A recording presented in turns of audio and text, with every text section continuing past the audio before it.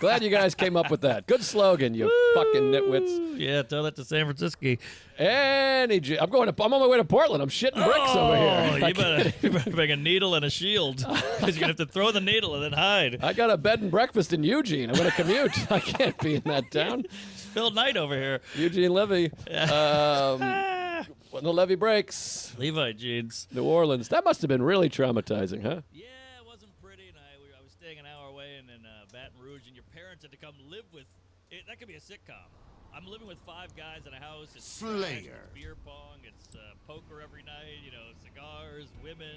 And then my parents are like, hello, we're here. And they drop their bags, and all my friends are like, oh, shit. They're putting the Coke off the table, you know. And This is a film. We should write this. that's not bad. They got their pants are all rolled up. Their shoes are wet.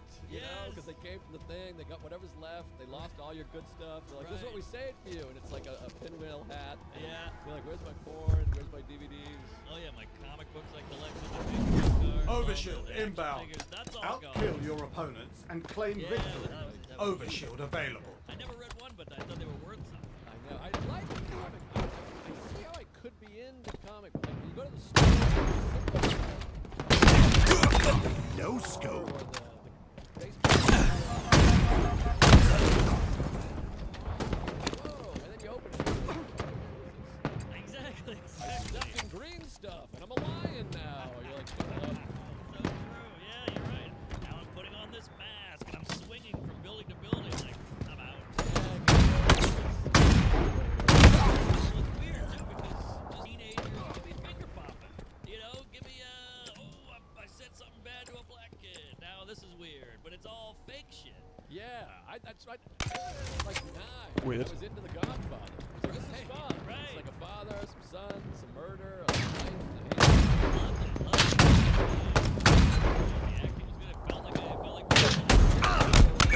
Batman episode. Like, no, you dork. I know.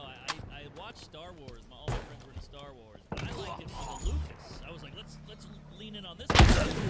He went to film school. He's a nerd.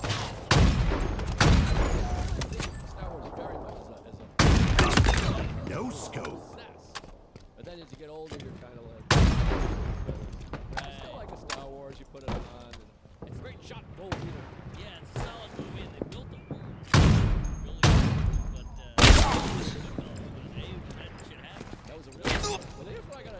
You gotta do the world. And I take back the thing for just keeping the world. It's like 30 years later. They're like, now. it's Overshield video. inbound. Create a new world. That's the movie theaters now. They're all fucked. They're void of creativity. No balls. Took some balls to go, hey, this is a droid, huh? This is a C-3PO. Who? What? That's a lot. I agree. I like it. It was fun. We should write this hurricane movie. Telling you, hurricane parents. We could bang out a movie in 3 hours. I don't drink anymore. We tried this, but we always wrote it at a bar. I was an alcoholic man. Now I think we could really. Okay, I'm down. What about a short? Let's start with a short. Start with a short. See, we'll go Brad Williams and work our way up to Segura. I love a short. I'm wearing shorts. There you go. And the hardest part for us to write I know. that's what's tricky. Yeah. It's like the parents are gonna come in and be like, it's wet out there, and you're like, why is it wet? Yeah. That means Yeah. that. Get wet. That's good when women get wet. But then you get We could just shake each other. Yes, Michael J. We'll shake it off. Maybe play your parents. Like Rick Norman. All you really Enemy wanna do halfway is to cast a victory. movie. Yes.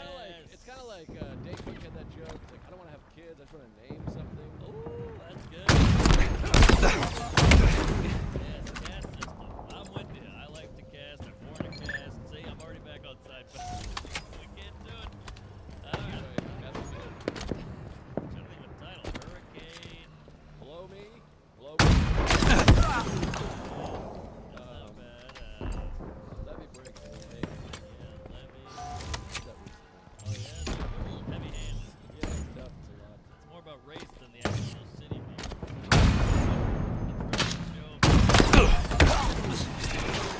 Sake. Rate. I saw Talk to the Hand. What's it called again? Rupert Hand. We got Rupert sitting in the truck. I like Talk to Me. I'm hated it. Rupert hates it, so maybe I'm an idiot. Well, you tend to Overshield like a available. movie with its no stakes. You like a movie where you know, Oppenheimer, like, here it is. Big cinema, it's gonna save your marriage. It's gonna bring the country back together, and you're like, it's a little highfalutin, you know? It's too much to build up to. It's slow shit. And also with this, it's gonna be just a regular popcorn. Leader nearing Right. victory. Spirits got me, but it's quite layered.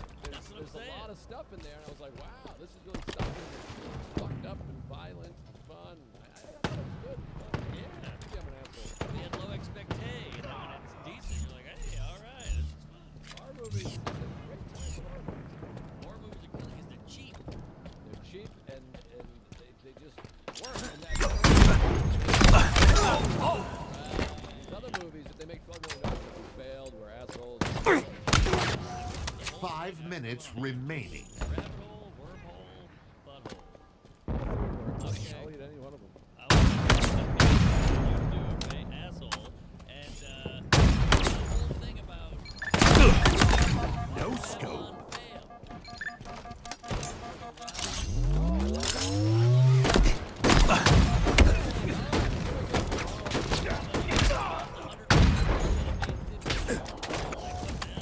The whole thing was about how Barbie killed it and Margot Robbie back. Defeat. Yes. Good run for a minute. And then that bombed, but that was actually bad. But Babylon, I love. Yeah, I mean, there's some problems with Babylon. Is it called Babylon? I Oh, totally forgot the name of the movie. We're at a weird age now. When you were a kid, where you say you saw a movie, Sorry, speaking of layered. I said it the other day, your farts sound like a kid coming in on a bike. Like he's like, Yeah, that's me. but He skidded off that bike on that one. remember when you're kids, everyone's like, you guys see Terminator 2? And I remembered being this kid. Yeah. At being like 9 years old and being like, everyone saw Terminator 2 and they were talking about it, and I was like, I loved it. Hasta la vista, baby. Because I would Yeah. just do lines from the trailer because I hadn't seen it. No. But back then, if somebody said that they'd seen a movie and they didn't remember anything from it, you knew they were lying. Right. But now we're in our 40s, or almost 40s, a couple weeks. Ugh. Jesus. I'll be in Dublin. Tally ho. Oh, Dublin, I'll be 40 in Dublin. Top But of the Irish, top of the morning. top of the morning, top of the heap. Emerald Isle. Hey, number one. There you go. God, those women in Ireland. Your wife coming? She never does. Ah, But no, she's come for half of it. okay. I just want to look at them. I just want to Good see the half. black hair with the green eye. Yes. Sometimes that piercing blue, the black hair, light eyes. You know what it does to me, Jerry? Oh, it's speaking of wet. But yeah, the Doug Key's coming, so I'm just gonna go. You fuck, and I'll watch. God damn those eyes. Slayer. It's a real thing with me. That Yes. jet black hair, those crystal blue eyes, sometimes a green, and forget about it. The banshees of the idiot. I just want to shave the top of their soap. God, there are some. What the hell was I saying? But now, anyways, Babby. now I'm 58 years old. I'm like, I saw that movie. I don't know. Claim victory. You legitimately have seen movies that you're like, I don't remember.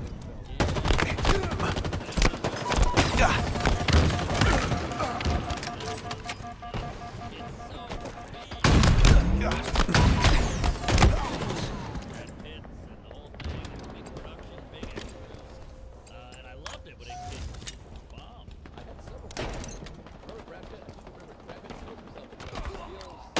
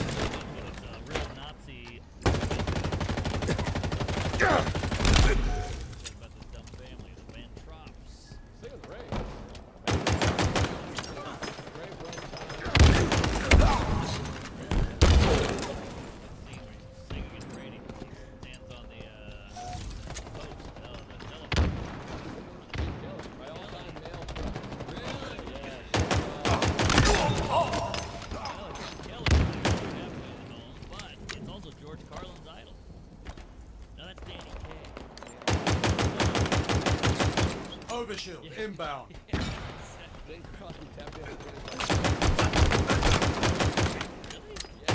She goes, it was better to call the Overshield available. Okay,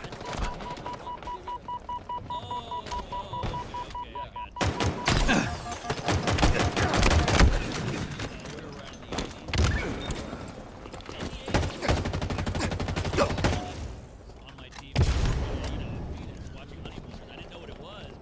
To the Moon, Alice, black and white, Jackie Gleason.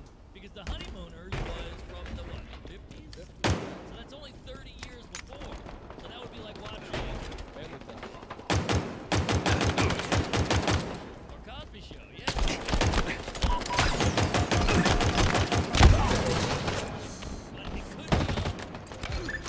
Cheers! It's on the plane. There you go. Perfect example. Cheers. So that's weird. It's not that weird. S7 slot inbound.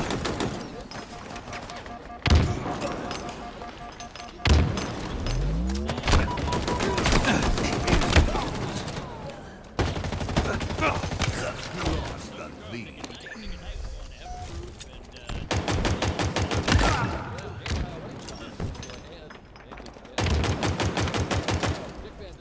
Dick Van Dyke.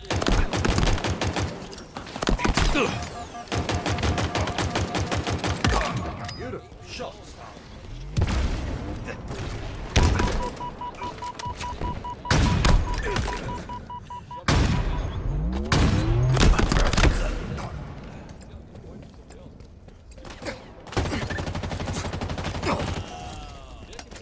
That's gold. That's great. Lost the lead. Yeah, that feels like a cue. Enemy halfway to victory. Overshield Inbound.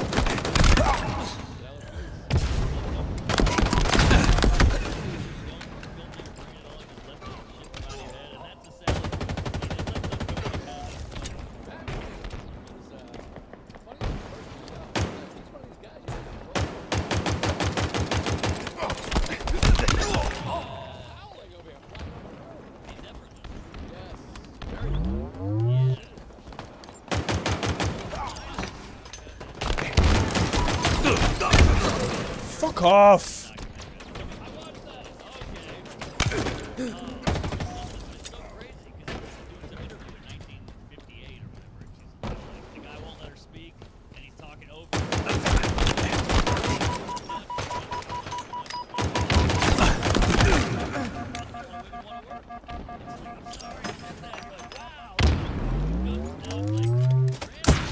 Such power.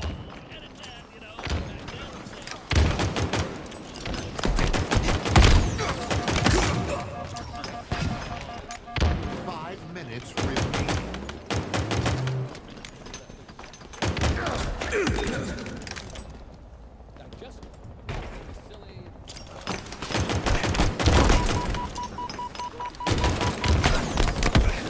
Ah.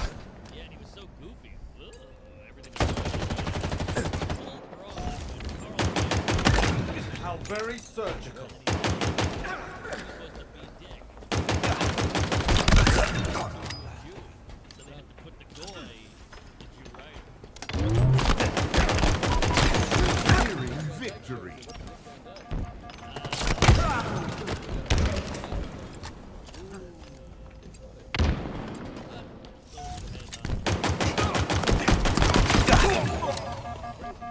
Power items incoming.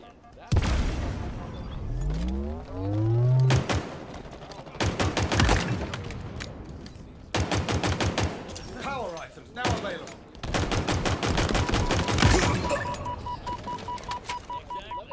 Exactly.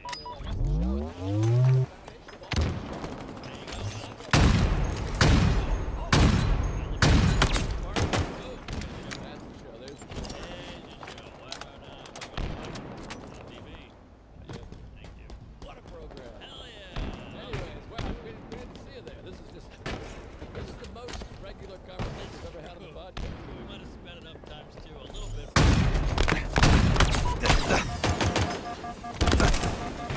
We usually had to do that. But anyways, it's good to see you. Where are the cameras? And, World Eat Hawk, right?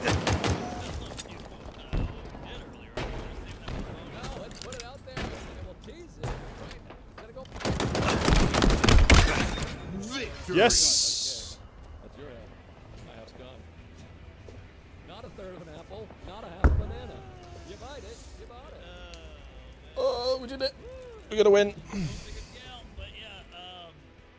So you caught a mouse in your house. I did, and it reminded me of this chunk of the tree. I think I love this feeling. It's anything better than this? You have it, it's working, you forget about it, and then a couple weeks later, you're like, oh, we got a mouse. And Sarah's like, what happened to that bit you were doing? And I'm like, oh yeah, I had a 3-minute mouse chunk. That's not on anything? No, I just lost it. Wow, so you just got 3 new minutes without doing anything. Yes, I just scooped it up. You scooped the niblets. You scooped it. It's okay. So anyways, we have a last night, and this was scary because we're sitting there watching a film or TV, whatever bullshit. I can't remember what the hell we were watching, or maybe we were just sitting there talking. All right. And then there's the little crack in the door. It was like No Country for Old Men. There's that little light under the crack. Oh, and yeah. Sarah does this. She's like, someone's outside of our apartment. Huh. There's a little shadow Yeah. because he's backlit, so it casts a shadow. Oh. And I'm like, there's no one outside of our apartment, you fucking weirdo. And I had just seen a horror movie, Talk to the Hand. Oh, yeah, talk to the mouse.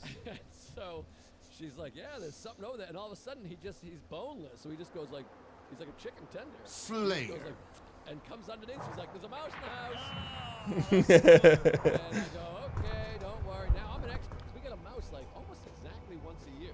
Yeah, that's true. Remember you kicked the last one in the face. Yes, I kicked him right up the fucking road and killed his stupid, boneless, bullshit body. Lionel Messi over here. So I Rack up the most Don't kills worry, to and, achieve victory. Man, I'm like, don't worry. Put your Rabble. click on the lights, and I got Mind the kill gap. Let the dog lick it off. Now Open the crunchy. it's smooth. And get smooth.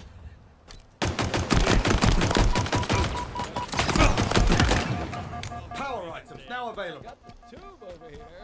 Tube. Different tube. So, Different tube. this is the tube I just It's had. the same tube. Oh. I got one of these things. Yeah. The reason it works is we caught him last time with this. Peanut butter in here. It snaps up. I think you gotta snap. Oh, there you go. Get him in there, and then he just lives in there. But you gotta take him like a mile from your house. Right. So I put him in this satchel, brought him in here to. Satchel Paige. Fuck. I'm on the crowded 5 train, just holding him up here. I can feel him scurrying. And brought him here to the big city. Exactly. Yeah, well, we got 2 angles. It's me hiding on a huge and then that thing scurried like a refugee. Same neighborhood, all the refugees are in. They're not called that anymore. They're called the silent. We gotta make everything long. Nice.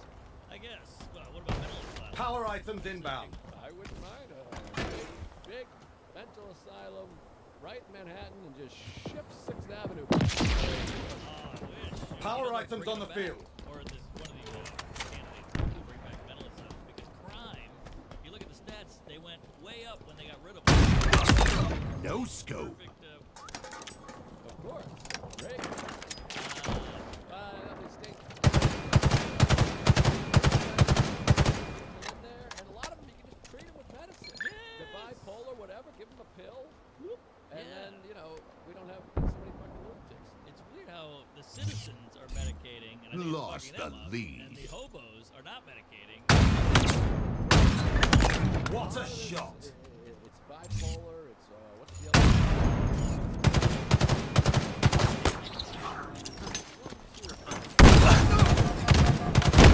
You fucker.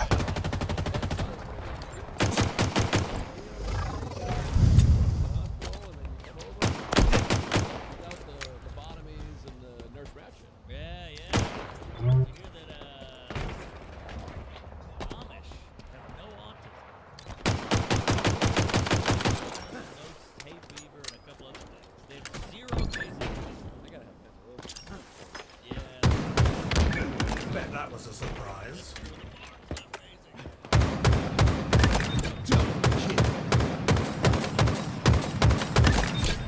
kill. They had zero autism.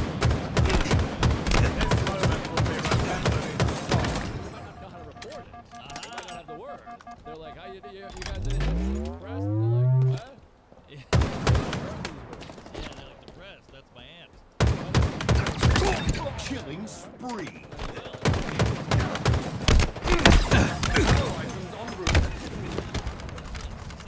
Halfway to It feels like we victory. lengthen a word. African American. It just sounds. Power items now available.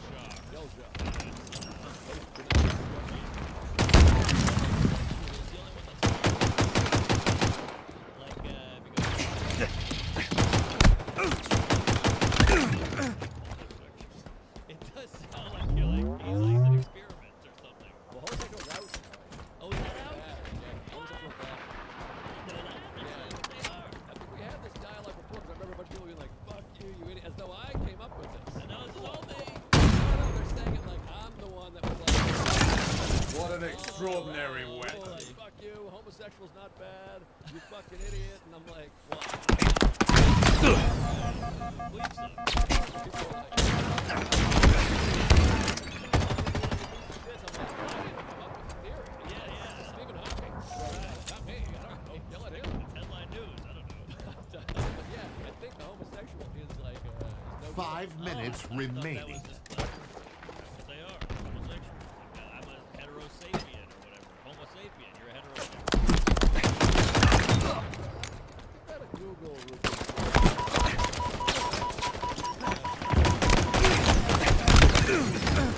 That's a good point. Monas had a point. Jack. He had a great one about here. Is the only one. I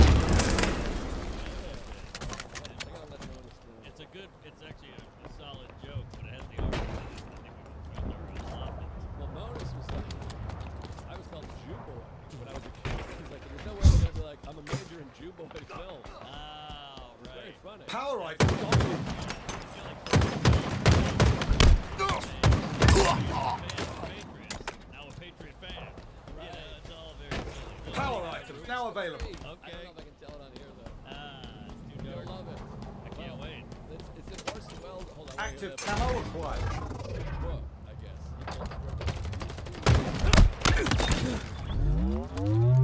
I have this book.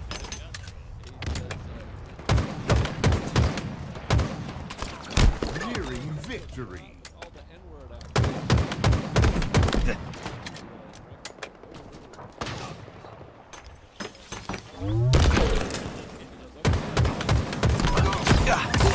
Killing spree. Is that amazing? That's hilarious. That's insane. Be proud Is that of Read the book. Yeah, Oh, that's gold. it's That is gold. 1941. He's like, oh, geez, sorry. I didn't know. That's amazing. I had to call Henry immediately. I'm like, I got one for you. That is, Love you. that's the line of the week right there. Colored N-words.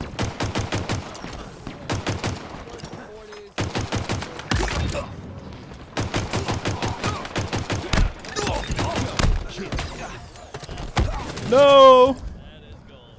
What happened? Group's not mine, but we'll translate.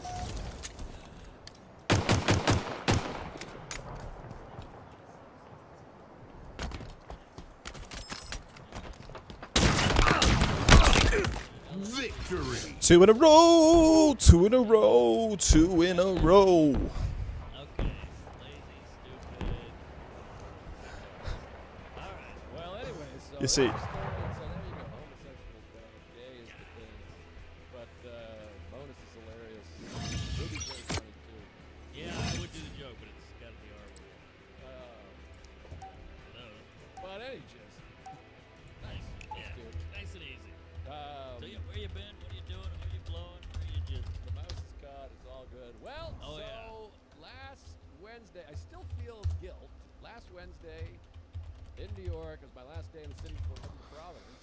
I got doing Chris Millhouse's show, our pal Millhouse, The winery. City Winery.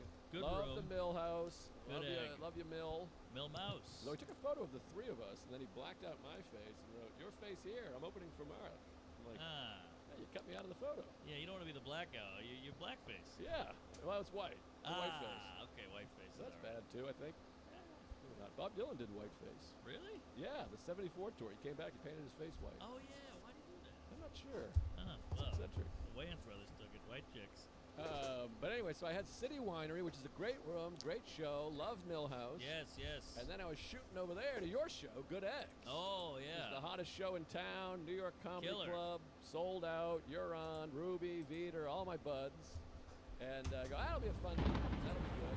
Slayer. I cut the podcast, I come home, and I text our old pal Shane Gillis, old SG. You do this move, you're like, I fucking hate myself. I got a huge special coming out. I'm trying to blow this thing up. I'm having a kid. My father's gay. George is saying, can I do your podcast? And then you ask, and then Outkill you throw your phone opponents across the and room. claim It's victory. It's the worst feeling ever. You hate asking. Yes. And so then 30 seconds later, the phone starts ringing, which anytime a phone rings, Well, this is a lot of roller coaster here. We got the throw, ringing. There's a lot going on with this. I have the AirPods, and it's like, call. Well, I feel great. Oh yes, Gaycon. Are hooked up. It's the worst festival. So it's the iPhone.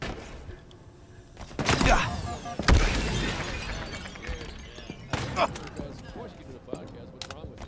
That's always weird. He's like, what are you talking about? And I'm like, well, I don't know. He's like, what's wrong with you? Of course, come on the podcast. You know what's wrong with this? You don't have to ask. I know. Feeling crazy. That's true. So he says, come on the podcast. He's like, but we're recording for the next 6 months in Philadelphia. So you're like, well, Okay. Well, we're going there in the 22nd. that's true. And I did this. I'm like, oh, you're in Philadelphia. You should do live pod. He's like, I think I come back that day. I thought you were there the whole month. So it's like an Abbott and Costello routine. Who's on third? But anyway, so he will be a special guest August 27th. Yes. David's not guaranteed. Umar's guaranteed. He's already there. He made a flyer. That's what you know a guy's showing up. His own flyer. He's like, can I advertise this? I'm like, "Give me the Things on August 22nd. Deuce. Bigelow. Deuce. So anyway, he goes, yeah, come to the pod. And he goes, what are you doing tonight? I go, well, I got 2 spots. I'm doing a Millhouse show, doing a Norman show. Active doing camo Dallas, inbound. And I'm at Grove 34. Give us if you wanted to come by and do a set. No scope. Hang up. Then you're sitting there in your house. Yeah, this Active camo available. all right. Motherfucker! 3 hours till showtime. Yeah. And I'm going, all right, I'm going to get a lift to City Winery. That's going to be $40. Then I'll take a lift over to Good Eggs. Yeah. Love the show. Then I'll take a lift home. Fuck you! I didn't think about that. And then you're like, Grove Airport, my house. It's shade. I never get to see shade. Sold out. Easy night, what do you do? 20? He's like, I got 20 minutes. Very flattering. Big comic is asking you to pop on. Yeah, I love to pop on. Well, this big comic. No scope. Before, not that long ago. All right. He was That's good. he's like, oh my god, Tuesdays with Stories. I love the show. Oh my god. Yeah, he'll be doing MSG before. Enemy halfway to victory. Ah, Have to yeah. black out the. Ah, maybe. But I Maybe. think so. Well, let the special. He's got a special coming out. What is it? The Gillis Pond? Come on, keep going. Good point. So I'm sitting there and I'm like, boy, I wish I could just go there. I could just walk over there, come back. Ah, well, I got the thing.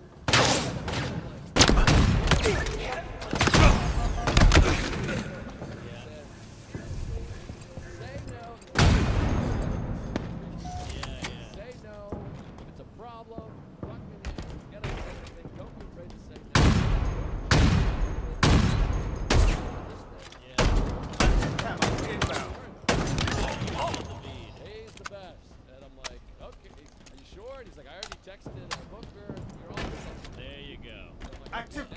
available. So I'm nervous about 'cause we're not as close. And he relies on you.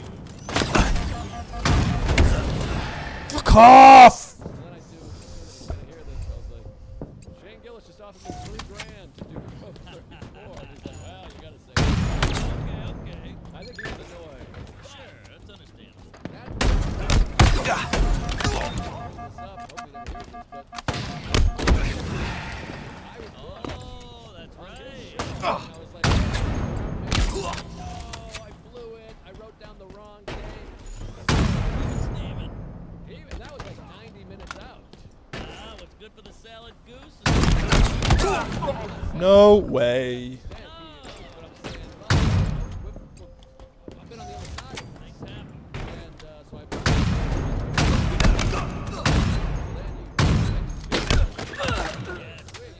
so then you walk through 5 minutes remaining. Oh, yeah, there's a line around the block, I'm sure. We might get people everywhere.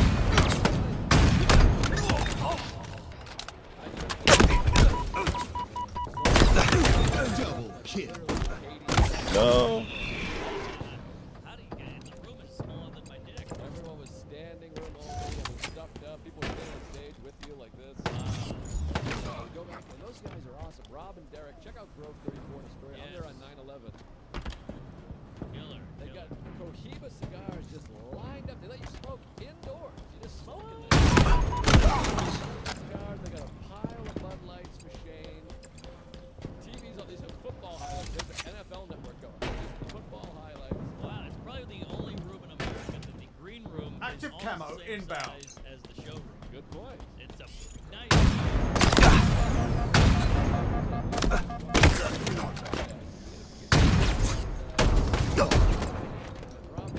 Nearing victory. There you go. Go hard. Yeah, and then Lily Michelle, you know very attractive.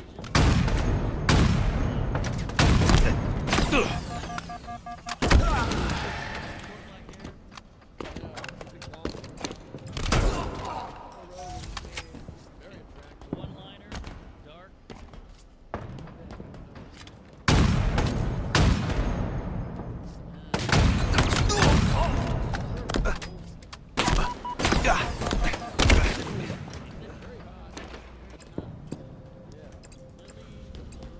Defeat. Pull her up on there and flip that computer around. No, I'm sure you got it right. I can't keep track of my muzzle. But anyway, she's hanging. Great hang. We're back there. We're laughing. We're talking football. I got Shane's like literally like do 30 if you want. So I'm like, okay. What a night. I go up. This crowd is on fire. That is like my favorite room in the city. I'm not even joking. Hot show. I think we might do a special for Saturday. Yeah. So anyways, I go up, riffing, kill it, and Rob is great because he's so funny and such a good guy, but you can shit on him too. I'm like, Rob's lying. This is I never sell out. And it was funny because that's not her. Comedian. That's Lily Singh. Lily That's an Singh. Indian. Anyways, the show is great. And Rob, every time I'm there once a month, and he gives me, he's like, this guy's the best comedian. He's my favorite. I love him. And then Shane's there, so my intro is like, this guy's wife's pregnant. He's pretty good. You're gonna like him. So that was fun. Good Yeah. riffs. Great crowd. Shane goes up. Shane kills. I'm sitting in the back smoking a fucking Cohiba, Oh, wow. listening to Shane Gillis do comedy. I'm like, I made it. I got my feet up. Wow.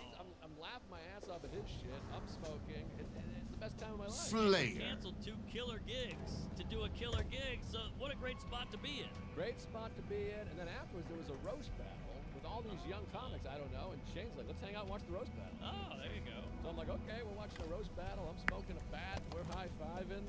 Great night. Then I text Sarah. I'm like, you hungry? She's like, I'm starving. I walk home. I'm 50. Earned more kills than your opponents. How very surgical. Love an arm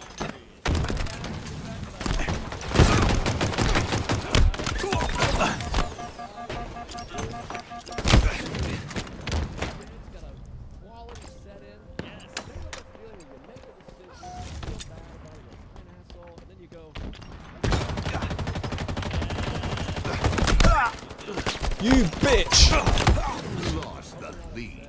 sorry, but people can't stand down like Keep that thing steady, Scott. Set New York City.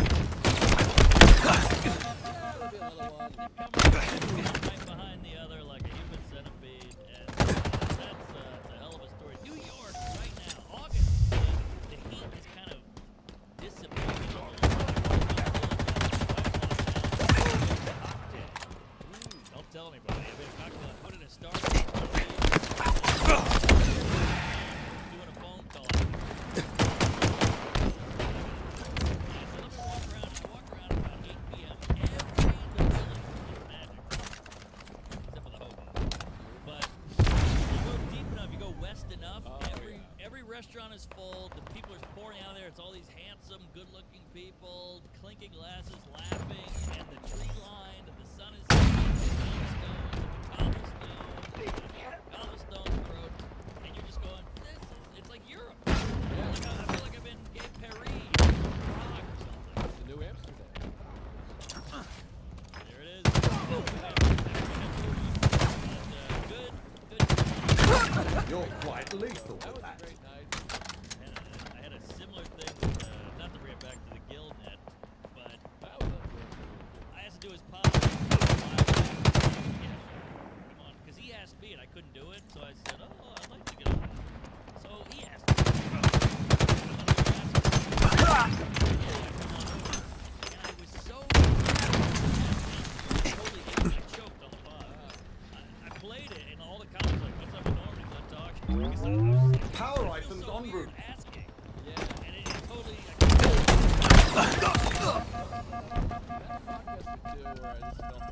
Yes. Power items have arrived.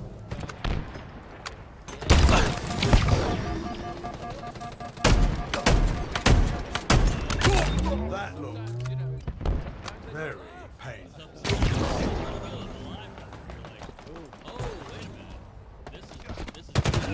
Power weapons en route. Killing spree. Yeah, I said that in the last live episode. Power weapons on the rear.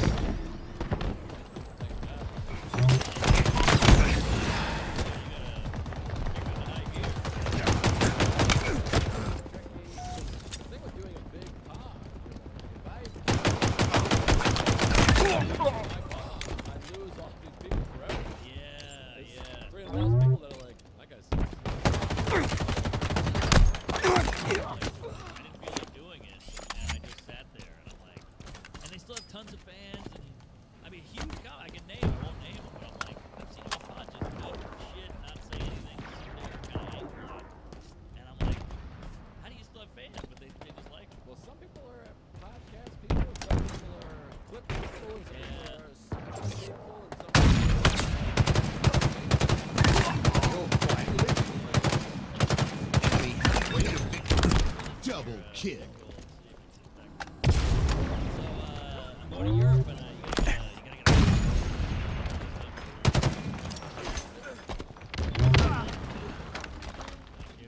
Oh, new town, huh? Killing spree. hey, that's the name of the movie. In the morning. They set me up with all these pods and phoners and all these bullshits. Plus, I gotta do our pod, and the road. So,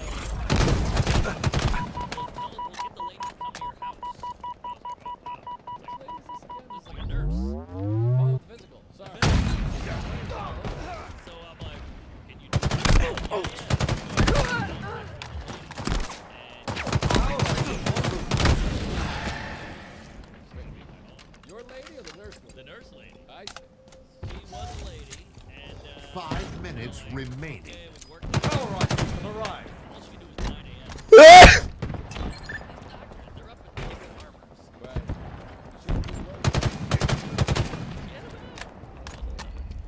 She had a bag, but to protect me, so sorry. Motherfucker! She texted me the night before. She goes, I can do 8:30. I was gonna hope you'd Lost the lead. like, all right, I'll see you at 9:30. So I wake up at 9. She texts at 9:20. I'll be there in 10 minutes. At 9:30, I go down and get her. Bro. Just like out of the movies. How you doing, man? Oh, Irish. Yeah, my bag. Oh, Power weapons inbound. Leader nearing victory. Double kill. Triple kill. That was a lady in my house. You know, she's in my house. Like, women are scared of men. What are men gonna do? Upstairs, we can do it in a park bench. She was like, "Oh, what are we doing?" And I was like, "Oh." And I go, "I have a cat. Are you nervous about cats?" She's like, "What are you talking about?" Lost the Oh, lead. yeah, right. So I was like, whatever you want, let her go in. Fuck. I don't give a shit. Let's go. We knocked it out. The whole thing took 15 minutes, and she left. So what did you grab your wallet and you foul? Blood fresh. Thank you. Yeah, it wasn't great. And then, it's so nervous having her in my house. I think it went up. But whatever.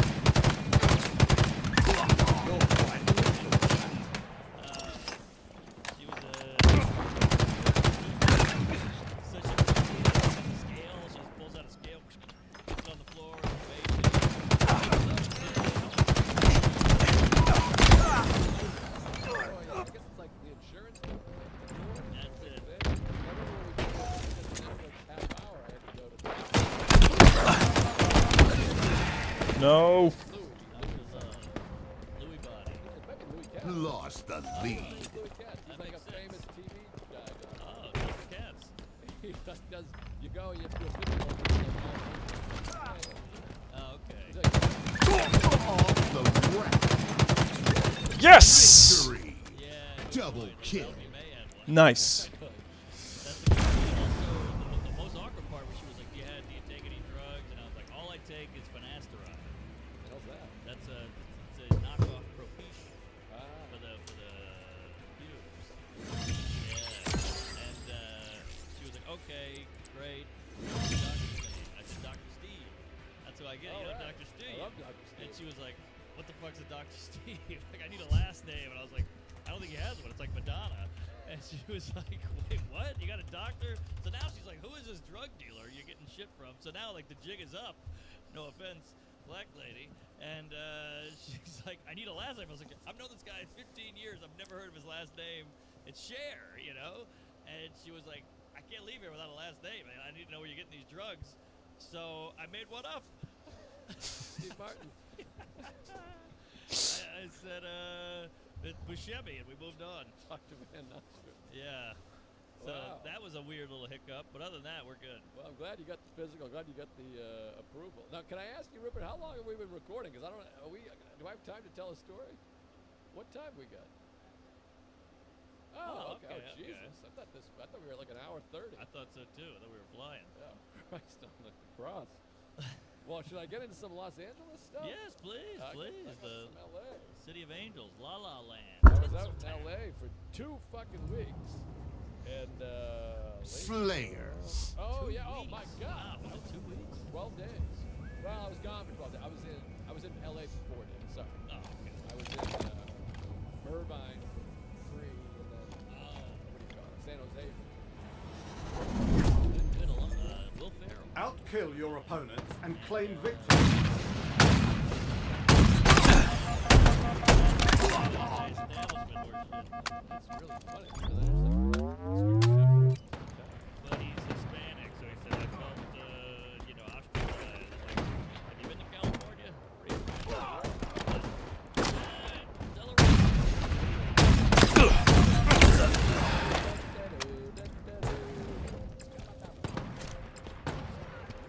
So I went out to LA. This is a month and a half ago. This is good discussion here. Please. So I mentioned it at the Improv. I love them. They're so nice. Love the Improv. Got some stuff Repulsor in the store, a obtained. Laugh Factory business. Look at your name on that wall. Store, yeah. They just did a bunch of Pittsburgh joke doesn't work anymore. School. 'Cause it's Mine again.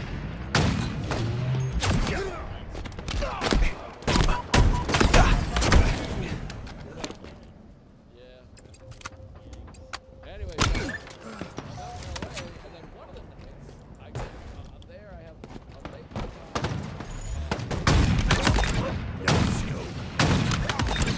No scope. Double kill. Triple kill. Sunset Bull. And then Milhouse, aforementioned your Milhouse, goes, hey, I can show up before that. It's beautiful. So I go, oh, okay, I'll figure it out. Because I'll I have a car, but I'm staying across the street. I'm like, I don't have a car. I'm staying across the street from the store. Zig. So it's one of these late spots, all 10 p.m. show, 10 p.m. show, 10 p.m. show. Yeah. But it gets closer, you're like, I'm gonna pull this off. Yeah. And then the night before, they asked me to do the belly run. You want to headline the belly run? Enemy halfway to victory. First of all, stand up again. Nice. Chris Walsh, I got my friend Lindsay Adams, Alex. Sure.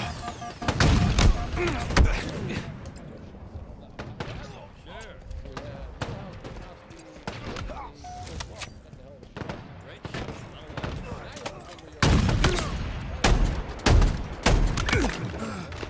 I'm doing my own headline.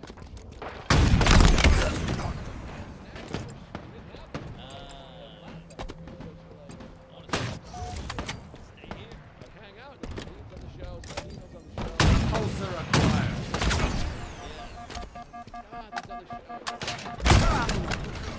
In the belly room. Great show. Bunch of people. Great set. And so now I'm like, okay. No scope.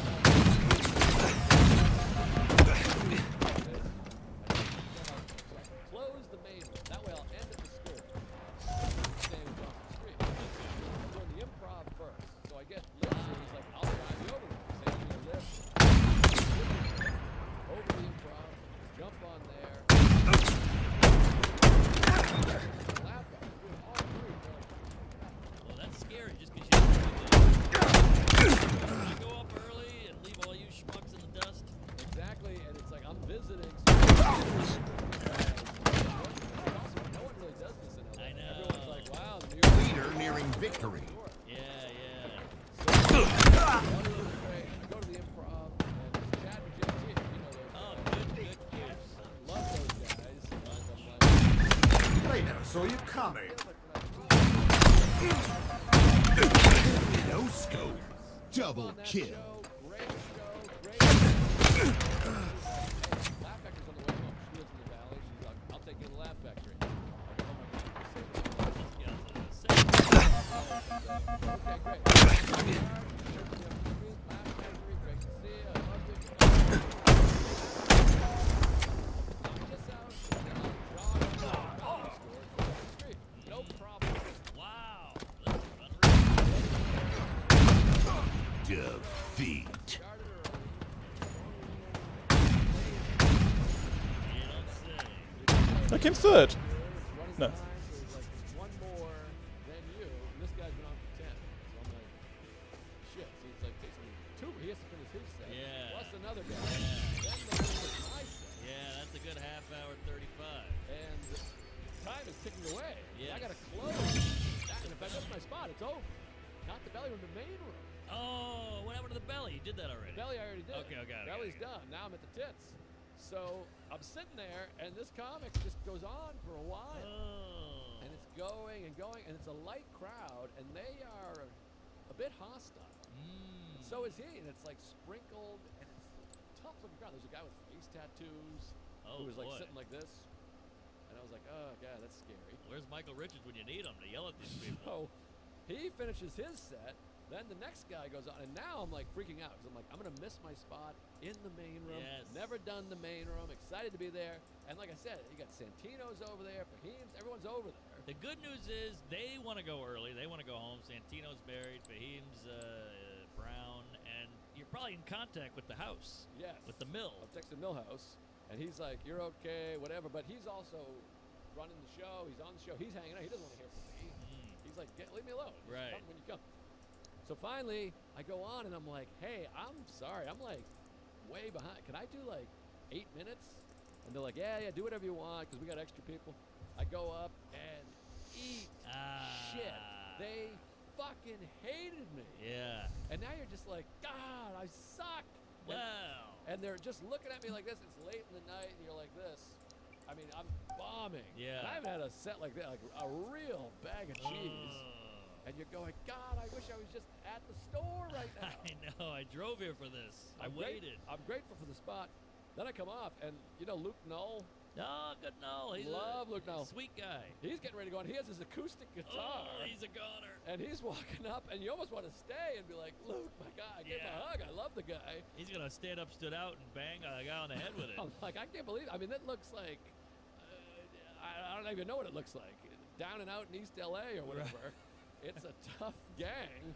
And he's walking up to his guitar, and I'm like, I got to get out of here. Yeah. So now I order a Lyft, which, you know, the store is 10-minute walk. Yeah. I mean, it's a little kooky out there in Hollywood these days. Sure, Holly weird. And I was kind of like, maybe I'll jog, but I was like, let me just get a car. It'll take me 1 minute. Lyft pulls up. It says it'll be here in 1 minute. I'm like, great. I walk out. The Lyft is doing a U-turn on Hollywood Boulevard or Sunset Boulevard there. Does a U-turn and bang! Hits the car. What? The valet car. Oh. Because it's all valet there. So it's the valet guys pulling a car in.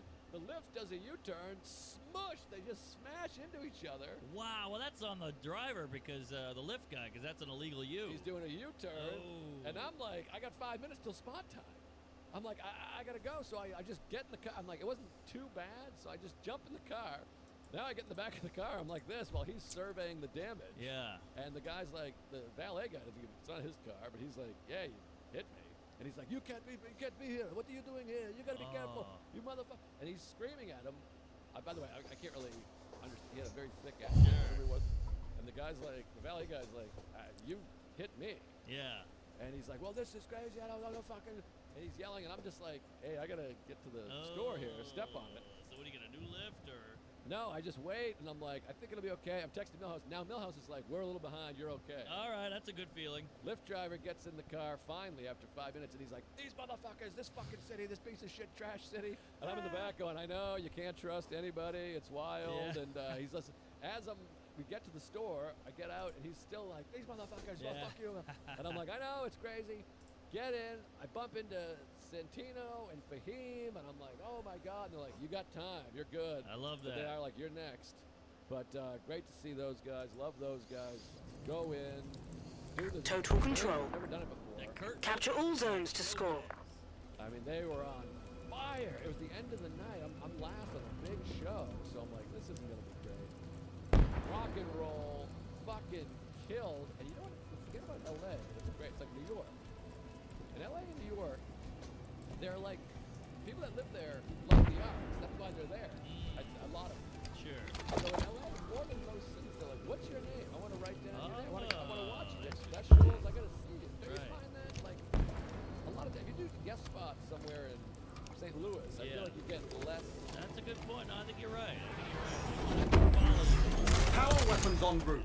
We must hold all 3 zones to succeed. In LA, people tend to be that's why they live there. They're near movies and showbiz. And One of ours is capturing a zone. Hey, I want to follow you. Yeah, that is interesting. Also, there's so much bad on who does live there. So when they see a good guy, they go, oh, An ally to the zone. You fucker.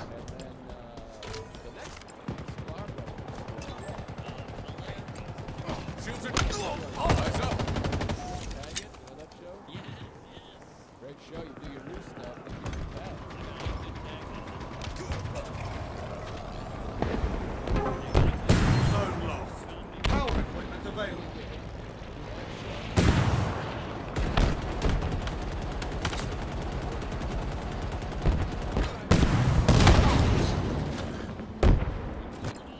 And I see Santino's on stage. I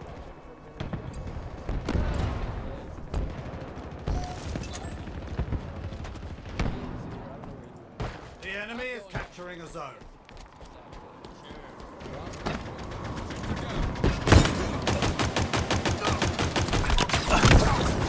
Enemies near total control.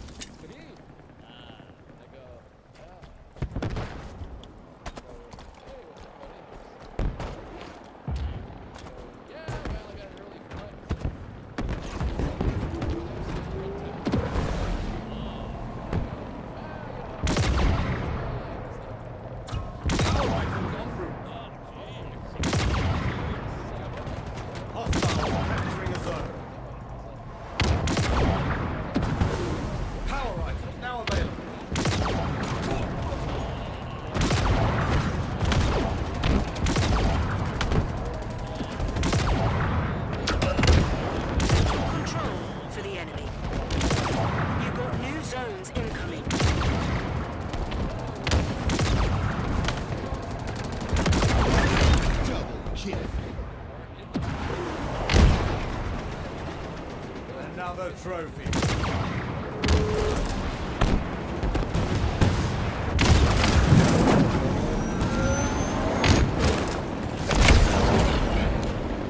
New zones are ready for capture.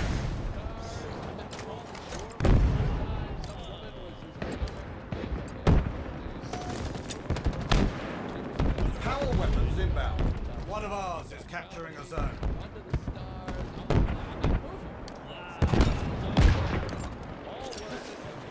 Power weapons on the field.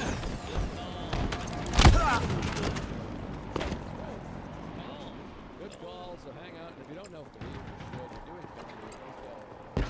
One of the best. Hilarious and a great, a normal guy. You know, sometimes this guy's on. He's just a Back to the zone. good egg, big fan. Check out his stuff. He's got this stuff. Beast. Yeah, we really think about this stuff. Those ones were like, I was there.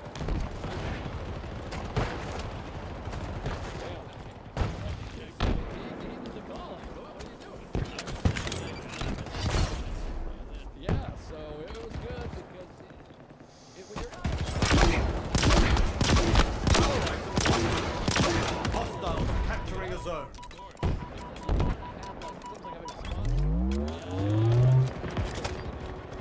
Power items on the field. The enemy has seized a zone. so it says about myself, I'm like, ah! Yeah, I get it. So that was great.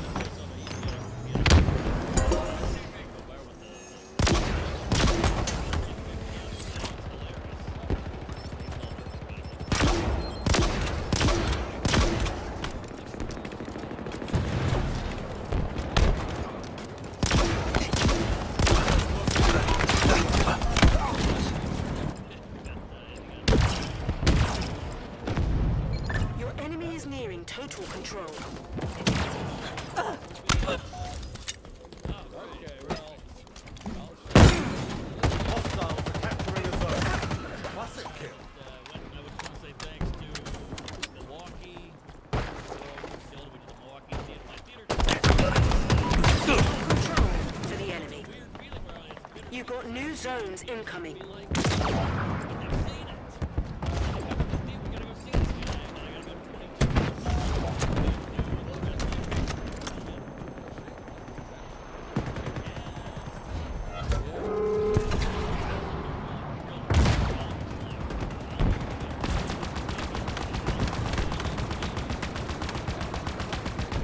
New zones are ready for capture.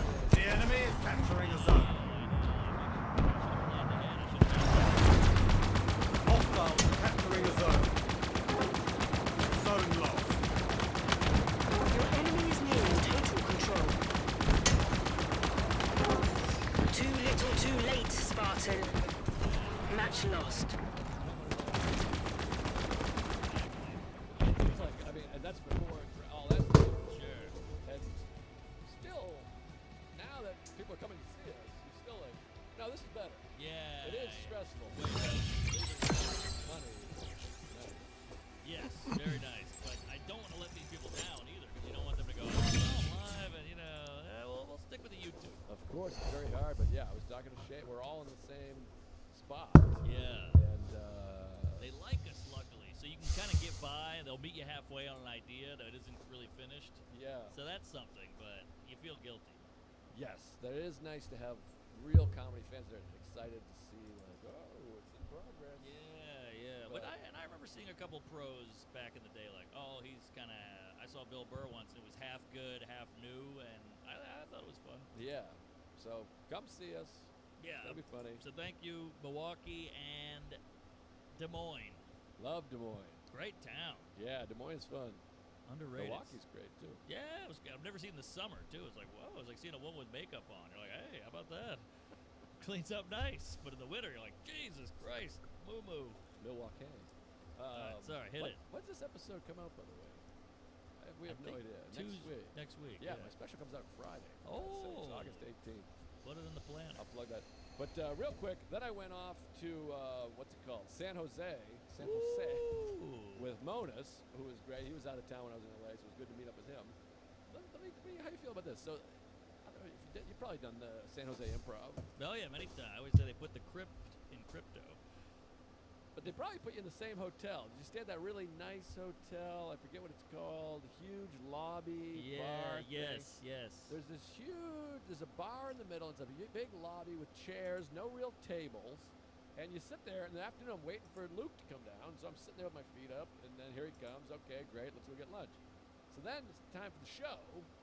We're going to meet him back there again. So I sit in the chair in the lobby, and a guy comes over and goes, can I help you? Oh, boy.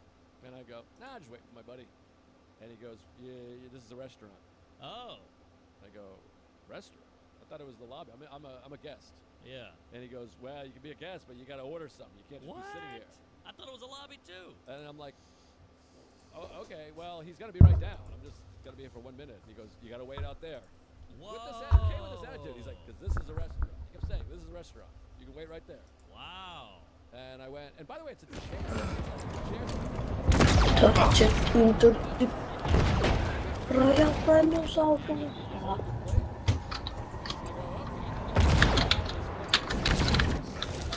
Comes right down 30 seconds later, and I'm like, this guy just told me this is a restaurant. Yeah. And there's no signage. It doesn't say, welcome to fucking Buttheads or whatever. Yeah, or Beavis's. And there's no tables, and there's also nobody in there. It's 4:05 or whatever. Now it's like 7 p.m. There's nobody in there. Yeah, where's my fucking menu then? If it's a restaurant. Exactly. It's like this huge space. So I go, all right. So he's like, and Luke is like, I don't care for that. Luke's crazy. Yeah. So am I. So we're both like, fuck this guy. I love when he says that 'cause I'm like, all right, now we're on to something. Yeah. So then we come back after the show, only one show, and I go, all right, let's hang.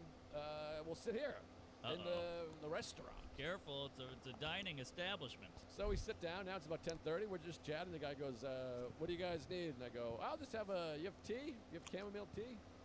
And the guy goes, no, we don't have tea. And I go, okay. He goes, all we have is real drinks.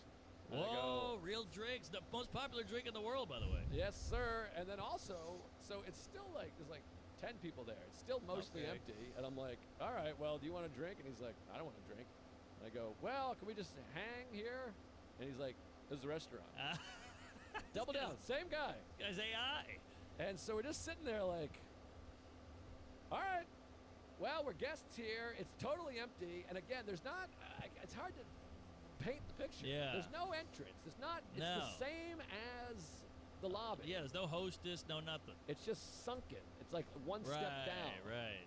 So we're sitting there like this. All right, well, I don't want to, it's a restaurant. It's Thursday at 10:30 p.m. Nobody's in the fucking place. We Yeah. can't sit in these seats. So we move just outside. We go one step up and sit. And I'm like, just fuming. I hate this guy. And I'm like, what is with this guy? So now we're sitting like with our backs to the restaurant. Yes. And I'm comfy chairs, just talking like this next to each other. And I look out of the corner of my eye. I see a family. Guess what I see? Mick Jagger. No. All right. I don't know. A family? A family. What do you think they have? Baby. No, a tea kettle. Oh. They got a little tea kettle and little cups. And I do this. The hell? And I go, Luke, do me a favor. Look over there. Tell me what's in front of that family over there. And he looks and he goes, he's a great friend. He's like, what is this? What Yeah. the Christ? And I go, is that a tea kettle or am I crazy? So then I'm like the psychopath. I walk over there. I go, pardon me. I'm like Jerry with the pie. Yes, yes. I go, I can't help it. You guys have tea? And the guy, you can tell the guy's like, doesn't want anything to do with this. He's like, it's tea, yes. Oh, that And I was motherfucker like- got a home tea. So I'm like, you got tea? You got a whole canister here of tea, a pot. And he's like, yeah, we got tea. Uh-oh. And so I go back over. I go, he's got tea. They have tea. Yeah. What the fuck is this? Uh-huh. And Luke goes, I'm gonna say something. I gotta say something. All right. So Luke goes over like a manager and an umpire, and I'm like sitting like this, going, oh my god. He's a Karen. And he goes, hey, what is this? They have tea right here. And the family's like, they don't want to be part of this. And the guy goes, well, we have tea, but it's at the other restaurant. There's a breakfast restaurant. He goes, What the hell is this? he goes, we could go get it, but it'll take like 10 minutes. What's the name of this restaurant? Semantics? So he's completely anti-Semitic. He's completely full of shit. They do have tea. Wow. He just has to go to a different place. Which, by the way, the other place is an actual restaurant with walls around it and tables. Yes. Well, now he has to move, and he's all pissed. Well, when you have to move, it's the rules. So Luke goes. So you do have tea, and the guy's like, technically we have tea. I would just have to go over there. It's gonna take a while. Come on. And the guy goes, does he want tea? And Luke goes, I don't know if he wants tea. Let me go find out if he wants tea. And this is all over here. Wow, and he's a big walks- guy. Yeah. And he walks over and he goes, do you want tea? And I go, not really. But it's infuriating that I this hate this guy's guy. giving me, this is a restaurant and it's empty. I'm like, just let us fucking sit here. Who gives a shit? Yeah, that's a restaurant. This Yes. is a lobby. And you do have tea. You just didn't want to get it. Wow, he was exuding his power or whatever. And this is his guy's moment. He's an asshole. He is. And A dweeb. you're just like, what is that? And it was something, again, if it was crowded or whatever, and it's a lobby, and this is the other thing that's annoying, is that he came in with if he had said, guys, I feel like an asshole. You actually can't sit here. I know Yes. you're staying in the hotel, and it feels like the lobby, but believe it or not, it's a restaurant, and they get pissed. I get in trouble. Would Yeah. you mind sitting over there? That goes a long way. Anything like that. But he's like, this is a restaurant. As though I'm an asshole. As though I Right. walked into a No, doorway, like but into everyone's a telling me about- restaurant. Yes. And yes. walked past the thing and no, I'm sitting here. Wow. And the other thing is, from whatever a.m. till 4 p.m., it is the lobby. It's not a restaurant. Oh my god.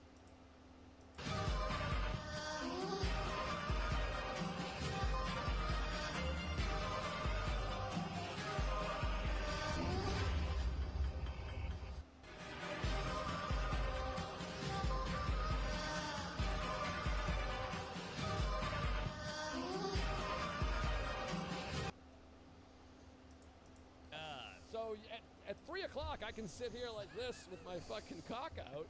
And at 4 p.m., all of a sudden, it's an impenetrable force. Yes. It's a restaurant. Yes, exactly. Woo, man! I hope this guy hears this because he needs to know about what we call a wall and a building and an establishment and a confined space. He's all over the border. He was a jackass. I hope he's dead.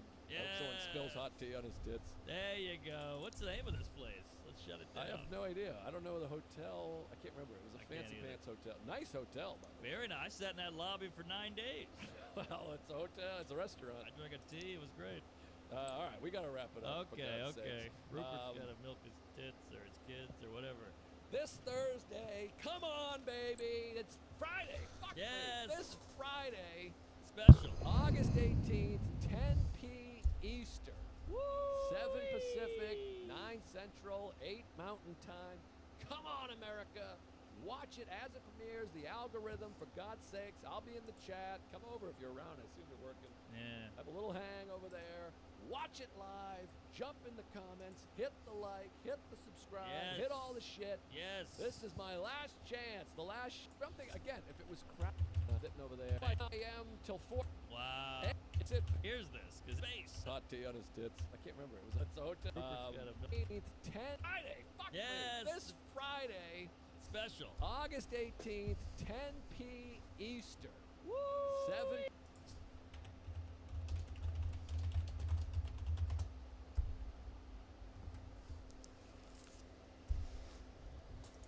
Pacific, 9 Central, 8 Mountain Time. Come on, America. Watch it as it premieres. The algorithm, for God's sakes. I'll be in the chat. Come over if you're around. I assume you're working. Yeah. Have a little hang over there. Watch it live. Jump in the comments. Hit the like. Hit the subscribe. Yes. Hit all the shit. Yes. This is my last chance. The last shot. Last special ever. I disagree. Put the Venmo up. Put the PayPal up. Donate. It's a free special. Not even, you don't have to pay a streaming service. It's right there on YouTube. And watch the whole saga. You collect the whole set. You know, it's like a box set. You watch the first, the third, the second. Throw the Yes. Netflix on. Like Star Wars. Great shot, gold leader. There you go. Exactly. It's this Friday, and that's that. Also, I brought back Mindful Metal Jacket. Ari Shafir episode comes out Ooh, Thursday. he's The a Karen get. Fian's in there. Luke Monis is in there. Andrew Chavone, everyone's favorite.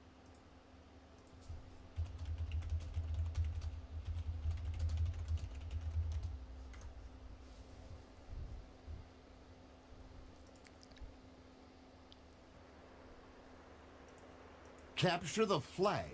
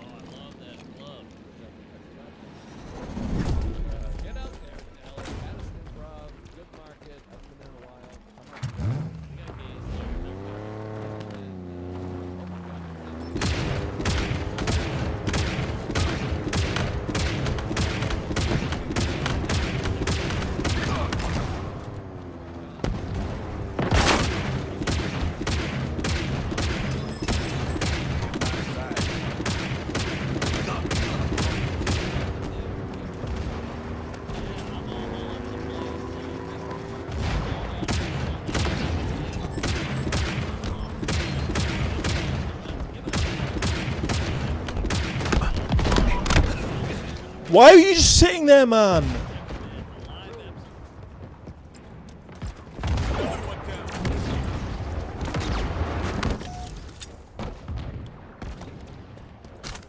Aim true, Spartan.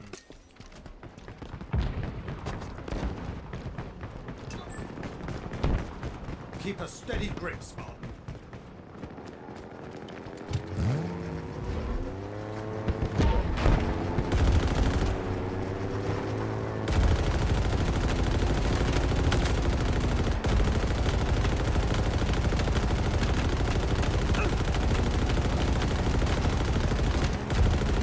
They've taken our flag. Look there, enemy flag.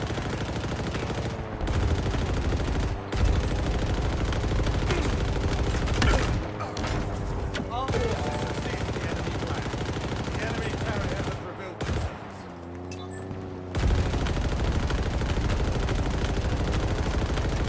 Power rifles incoming.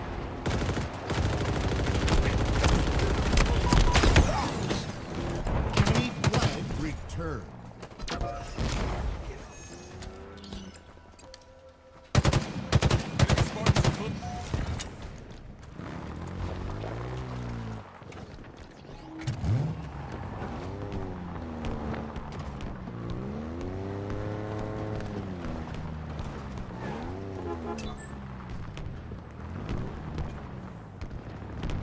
Enemy flags in Allied hands.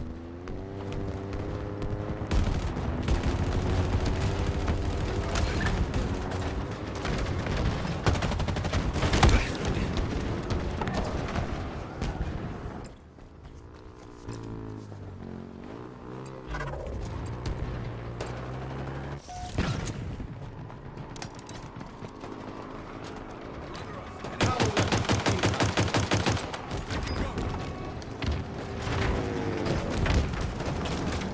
Oh, we have our flag. Take it back. Power weapons have arrived. We have eyes on the enemy flag.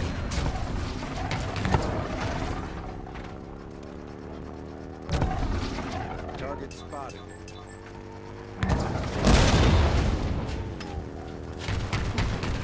Enemy flag down.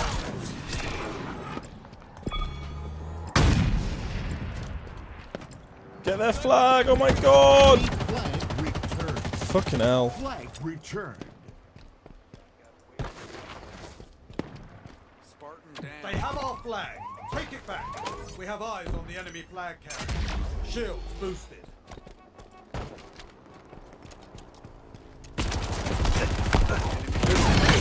Double kill. Off the rack. Power rifles Flag returned. They've taken our flag. The enemy carrier has revealed themselves. Power items on the field.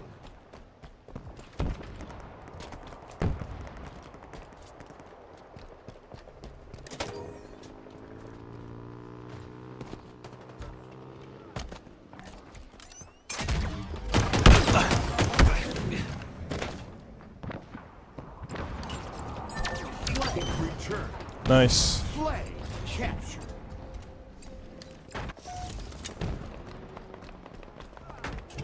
They've taken our flag. There, enemy flag carrier.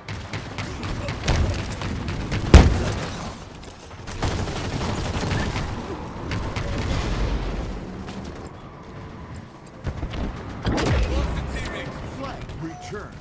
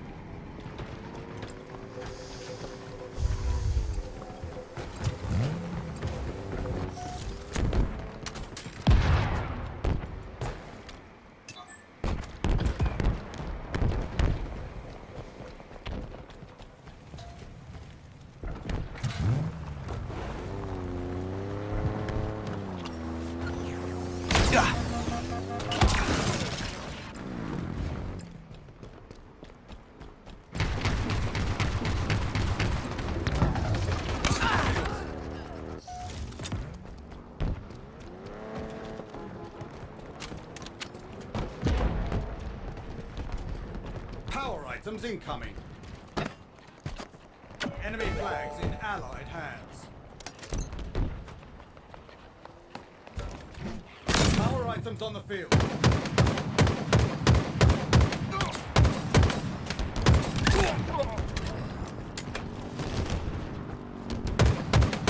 Enemy flag returned.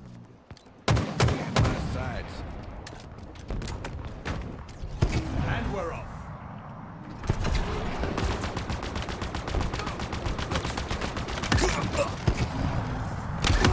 Double kill. Enemy flags in Allied hands.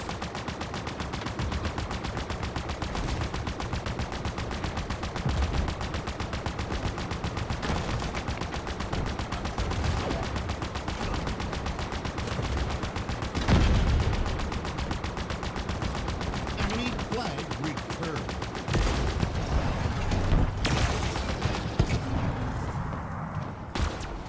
Five minutes remaining. Enemy flags in Allied hands.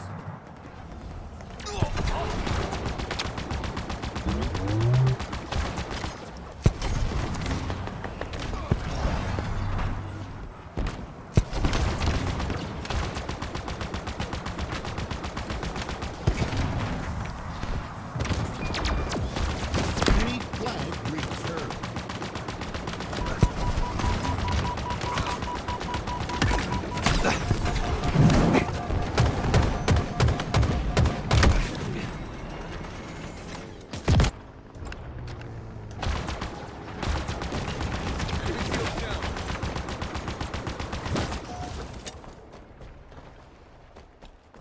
Power items en route.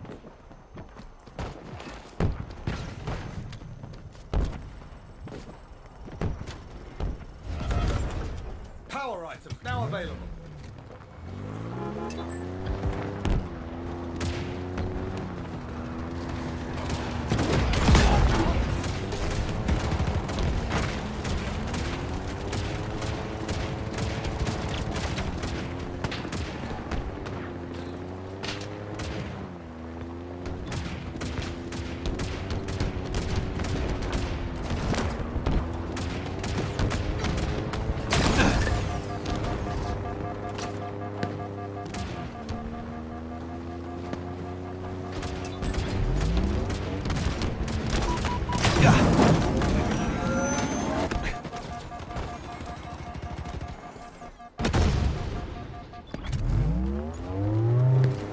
Power weapons incoming.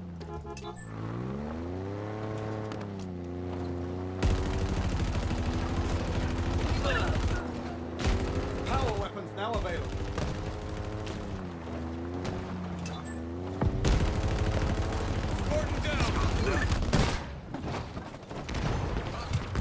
Our forces have seized the enemy flag.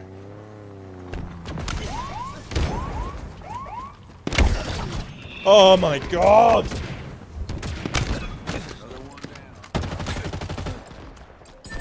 Flag returned. Enemy flag returned.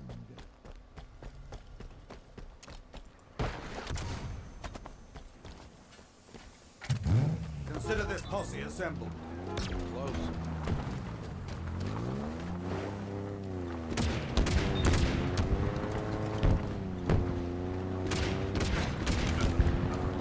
Power items en route.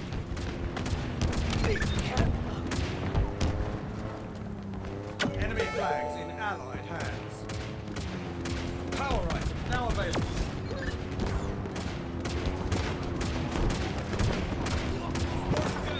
Right share. Huh? This accolade is well deserved.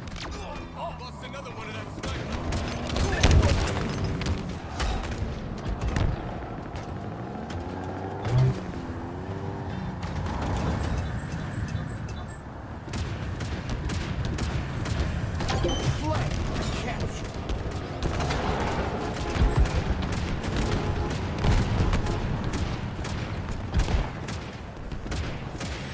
Keep a steady grip.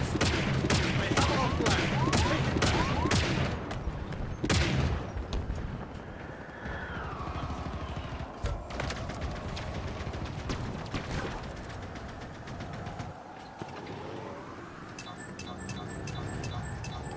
minute remaining. Great.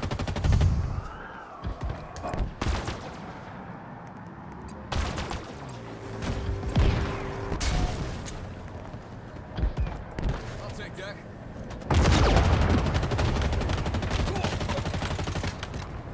Flag carrier spotted.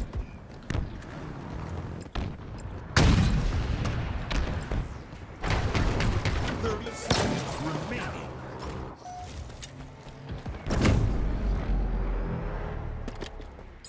Flag returned.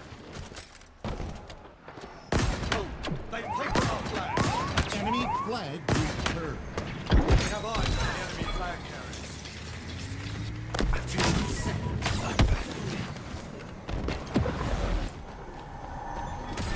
Flag returned. Victory.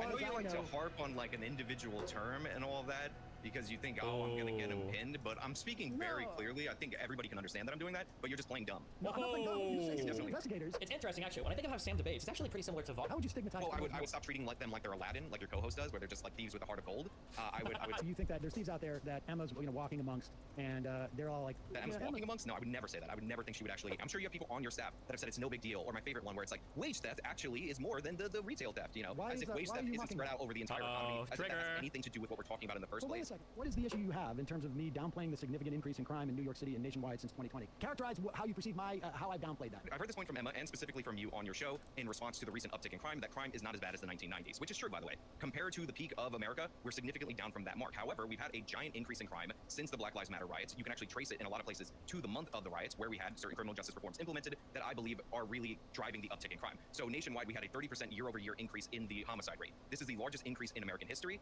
I do think, just a guide for stats, I'd be very, very, very careful about largest year-over-year increases, but also taking into account the averages and the absolute changes as well. Just as like a quick data point, so for instance, we could imagine a world where crime looks like this is one data point, this is a data point, this is a data point, this is a data point. Some big event happens and it causes the crime to drop, say COVID-19, and then perhaps we get this, or whatever. Say this is our trend, right? It might be the case that we can make accurately a statement here saying that this is the largest increase in crime as a percentage for year over year as in the history of all of America, but like taken as a trend compared to like the averages of crime, like the averages could still be decreasing. We might still be lower in crime than we were before. Like I'm just saying that year over year can be tricky, so be careful when you talk about like just using year over year numbers. I don't know if Sean has taken that into account or not. Maybe he has, but yeah, I would just say always be careful of that. Was actually ahead of that curve. They increased 47% year over year. And to get into the raw numbers for New York City, it went from about 312 homicides. We were in and around 300 murders in the city of New York per year to 489. I think that's a significant increase. I think the argument that it's not as bad as it ever has been is a terrible argument. And I've heard Homicides, New York, historical. Do murder and non-negligible manslaughter. So in 2000, we're at 670, 640, 580, 590, 570, 530, 590, 490, 523, 471, 536, 515, 419, 335, 333, 352, 335, 292, 295, and 319. This was all before COVID. That's a pretty impressive, a pretty steep decline. And then it seems like 2020, we go up to 468, and then 488, and then 2022 down to 438. So this might have been an insane increase here, but compared to like even 2010 and onwards, it doesn't seem to be that bad. But wake up in the morning, I got murder in my mind. What does that mean? Hold on one second. Hold on. Can't see it on the right? Nobody on the right can see shit. During 2020 and 2021, we had a once-in-a-lifetime pandemic. But from your perspective, because of the Black Lives Matter protests, we had police reforms that created this spike.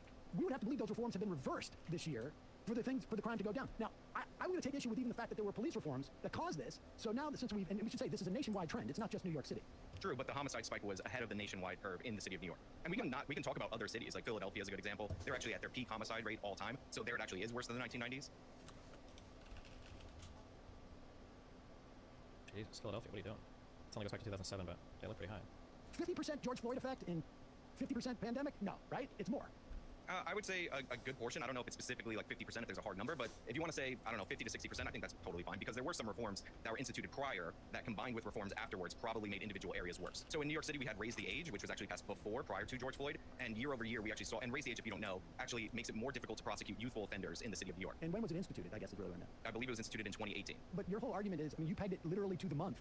Yeah, for shootings, for sure. If you want to talk about what caused the increase in shootings, in my opinion, removing the I'm just going by what you said. And when you said there was this big spike in crime in 2020, you said it was because of the George Floyd. I just said that there were some reforms that were passed prior to and combined with new reforms, I think created additional problems. Raise the Age made it more difficult to prosecute youthful offenders. Now we had bail reform, which actually came into law in 2020, which made it more difficult to hold people Total on certain control. charges, including Capture all zones to score. Raise the Age, that led to a spike of youthful offenders carrying guns. However, this didn't really come to fruition until Bill de Blasio got rid of the anti-crime unit, which was the unit designed specifically to target illegal guns. So it's a confluence of factors. Regarding the deployment of precinct level and PSA level anti-crime units, these are the plainclothes units that operate our traditional anti-crime.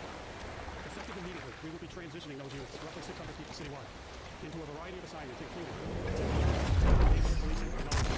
Hold all 3 zones.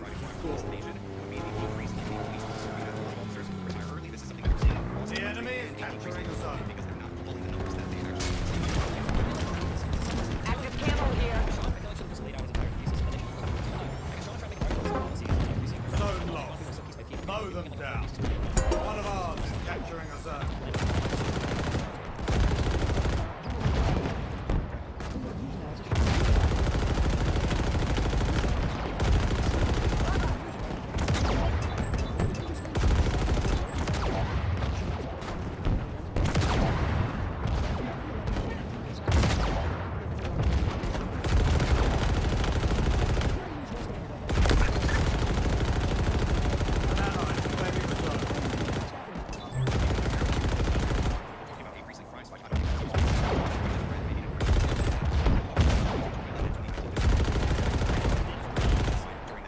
Your team is close to total control.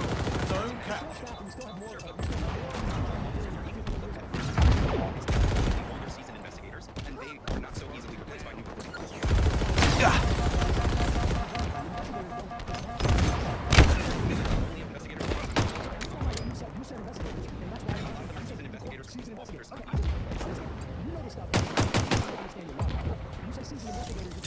Your enemy is nearing total control. Zone lost.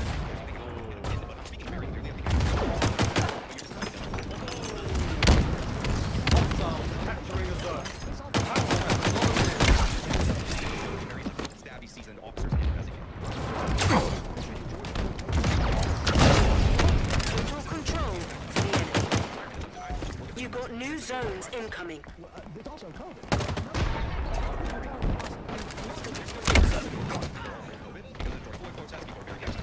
A lot of them have their funding cut. Officers left when their funding was cut, and they're not so easily replaced by restoration. Funding was in certain places, yes. I've got a story here from ABC7 New York. Despite defunding claims, police funding has increased in many cities in this country. New zones are ready to capture. The enemy is capturing a zone. Were made to budgets. Now their budget was cut. Officers left the force, like I said, at 6%, possibly 8%. Again, the numbers update monthly. And then you have Enemy officers Spartan has working overtime. Now you're less productive when you're working overtime. But if you look at the LAPD's budget, it says defunding. And stories about this. Defunding the police actually. Your enemy is nearing total control. Enemy has seized a zone.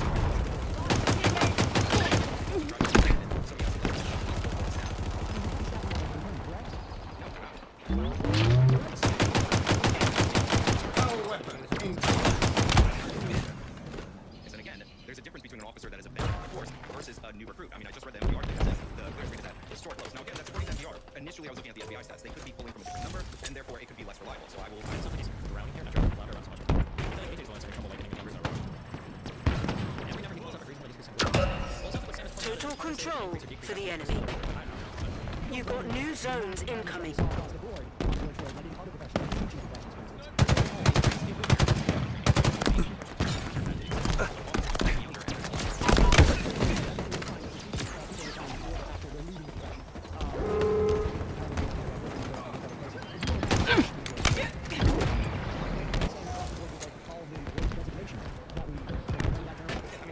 New zones are ready for capture.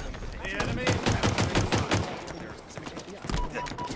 ignoring the pandemic as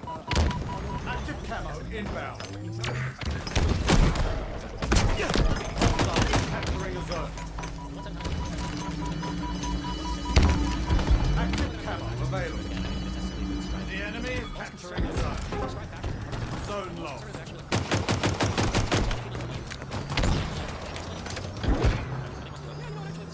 Your enemy is nearing total control. The enemy has seized a zone. Yes, it is. Usually some form of internationalism. So countries that maybe isolationist, we need to build our own stuff, you know, an alternative people to over here, organizations even some of them like multinationalists, some of them racist, and then authoritarianism. So all Hostiles capturing the zone. all of our intelligence agencies think that need to overrule the outcome of the election. Things like Democrats and the others who live the party are trying to move the election against it. Things like more political hostile Hillary Clinton, right? This is like internationalist authoritarianism. Just wasn't enough that time, Spartan. Clear-cut definition, and Trump very obviously means both. If you feel like it's too vague or you don't understand, usually it's just because you're conservative and uncomfortable for close to Trump now. Staffed up. How is crime dropping if there is a causal effect in terms of numbers of police? Why did it go up in 2020 and go up in 2021? When does nationalism become ultranationalism? When love for your country is necessitated by hatred for other countries. Go up in 2022, and now is banned from this word. I promise I'll be a good girl this time. Ichimoto. No clue who you are, how you got banned, or what happened, but good luck. I believe you, buddy. dropping, despite the fact that we haven't hired all these police back.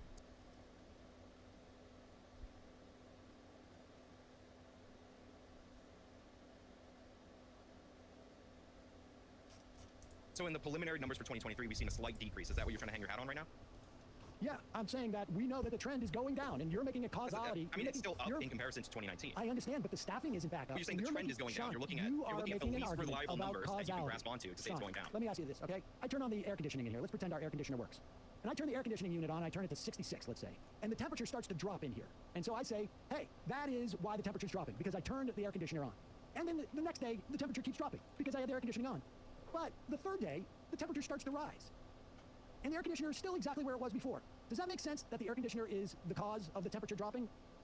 That the air conditioner caused the temperature dropping? Yeah, because if it goes up, if the temperature goes up on day 3 and the air conditioner is doing the exact same thing it was doing before, how is it possible that I can make a probably causality the external argument? temperature? Like, I don't, what's the point of this? Oh, it could be the external temperature, and that maybe the air conditioner hasn't been working at all. And maybe those first 2 days it was actually cooler, and on the third day it was actually warmer, and that's what's going on. So you're saying almost as if like COVID was acting on well, again, this Sam, you keep trying to hang your hat on COVID-19. I didn't say COVID-19 played no role. I said exactly the opposite, but I think No, that I'm hanging my hat, as it were, on this once-in-a-lifetime pandemic that has caused increase in destruction of all sorts of sort of elements of society, and you're making a different argument that that had less of an impact. And I'm asking you, if you're making a causality argument about these reforms that supposedly took place in the wake of the George Floyd protests, or the effect that it caused the staffing, then how come it's reversing itself without any of those changes that first caused? Again, it's not reversing itself. You're overplaying your hand. It's It is reversing itself. It's going in the opposite direction. No, that is the very definition of reversing itself. What we could do is actually look at the city of New Orleans, because I happen to know that New Orleans cut their police funding well before the rest of the nation. Now, this had nothing to do with the George Floyd protests or anything like that. This had to do with budget implications. And for the years, I believe, preceding 2016, they froze their budget up until around 2019, where they actually cut their budget. Now, all the experts and nerds say that the New Orleans PD needs about 1,100 officers in order to maintain order. Now, they were at around 1,200 before these budgetary maneuvers ended up going into effect, and now they're in the high 900s, and they saw a crime increase from prior to the pandemic, and they went from a city that was in the top 10 most violent cities to on pace last year for around the number 1 or number 2 slot. I have not looked into exactly where they ended up. So they had a dramatic increase in crime that preceded the pandemic, due in large part to the fact that they cut their officers, 911 response times went up, and all these other issues associated with that. So we have a beta test that we can look at, a specific city in the United States that implemented these policies before the pandemic, if you want to go into that. Well, let's look at a broader sample than just New Orleans. Well, hold up. In econ, probably in crime as well, you explicitly look for small cities to pilot a policy like this first. You can measure it against national averages to see if these particular policies are having an effect. You find comparable cities and then measure it against. What are you talking about? So that New Orleans example there. That seems a little bit weird. In 2016, we had a group of criminologists who did a systemic review of 62 earlier studies. You're aware of this, right? Of this specific thing you're bringing up right now, no. They were between, it was police force size between crime between 1971 and 2013.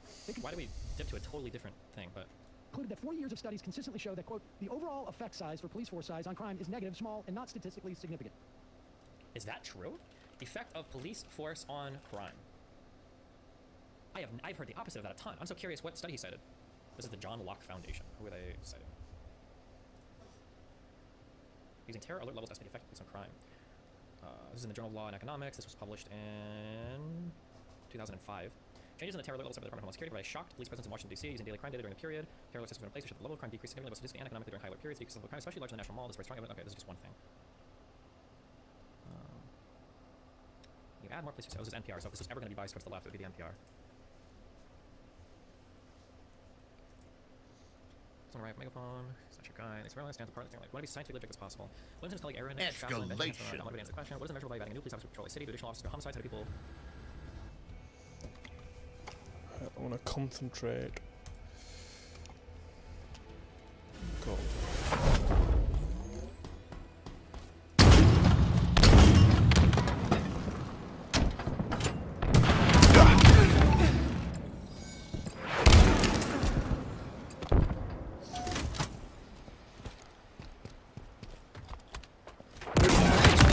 No scope. Accolade. Well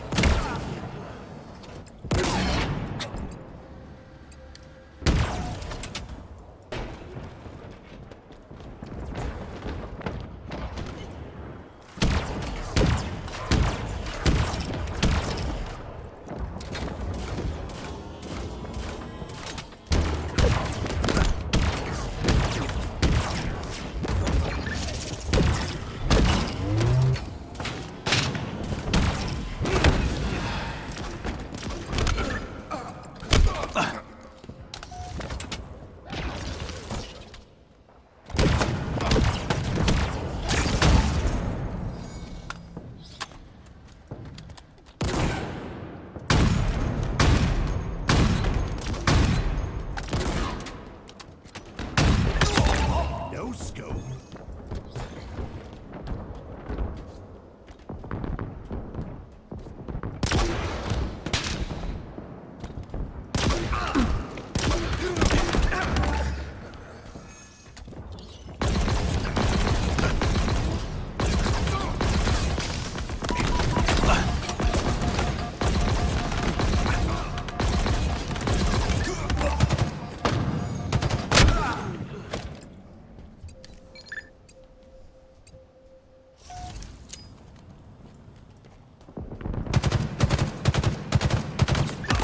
you're quite lethal with that.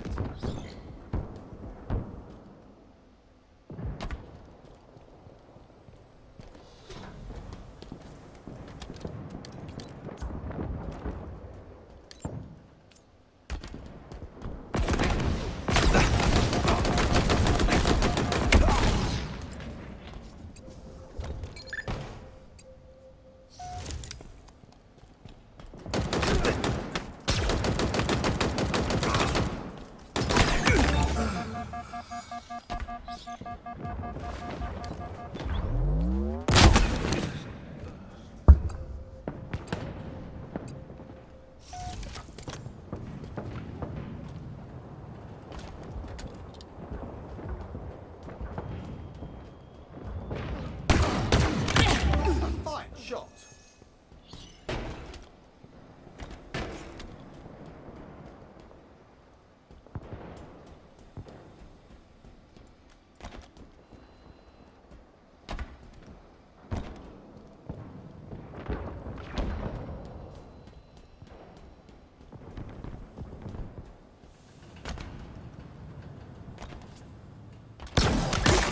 Perfect.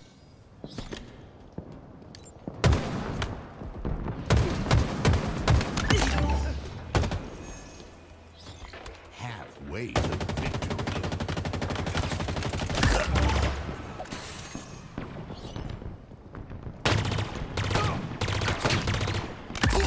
Killing spree.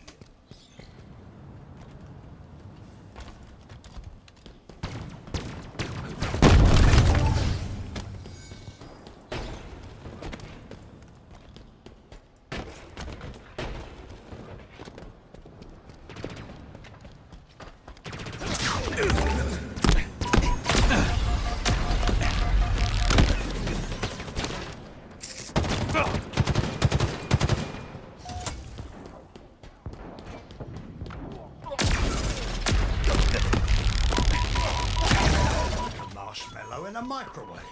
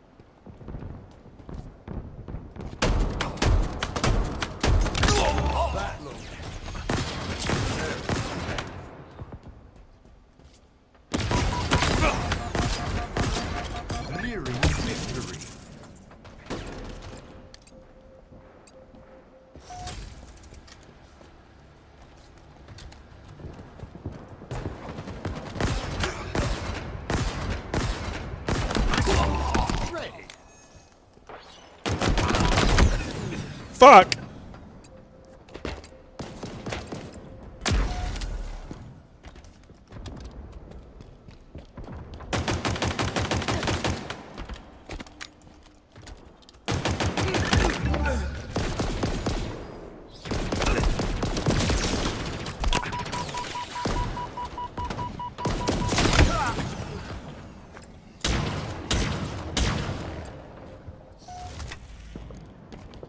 Defeat.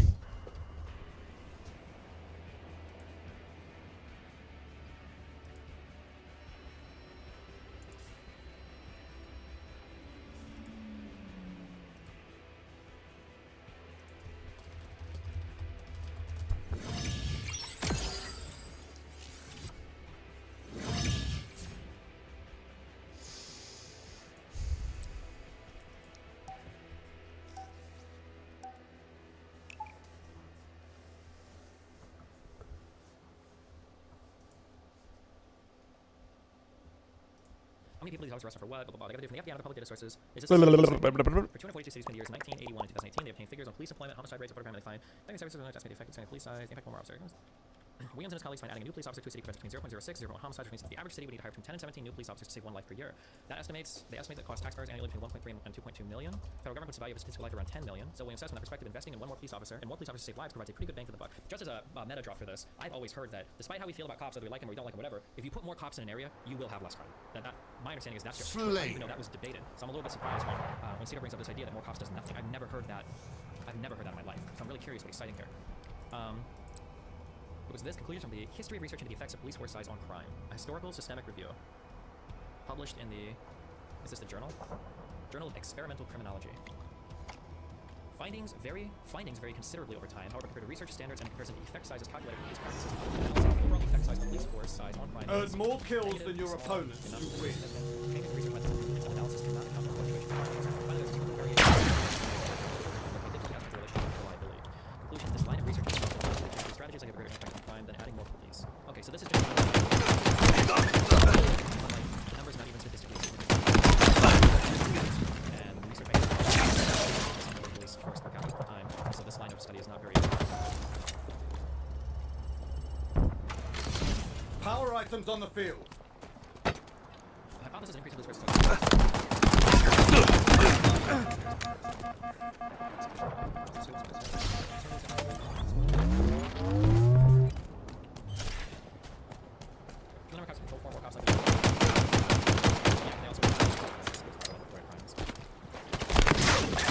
How satisfying.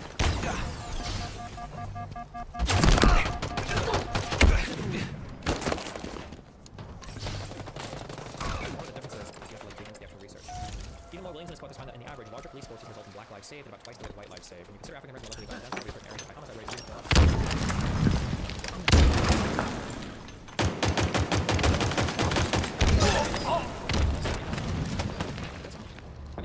doesn't Russia mark as a communist state? Or no, they probably don't anymore, that's not true. I mean, like Russia probably not so much. Spike obtained. Irresistible force, meet object. Is this a meta-analysis or is this a review? Conclusion from history. Police force size of crime. Oh, it's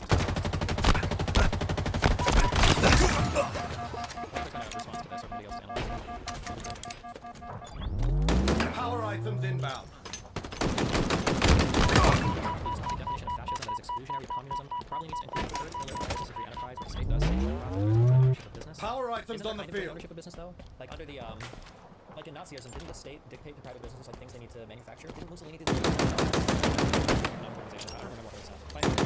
In Germany, I thought the state was dictating to private firms that you need to manufacture, you have to do this or you're going to. They might not own the business, but essentially state control. But I don't have to check on the show.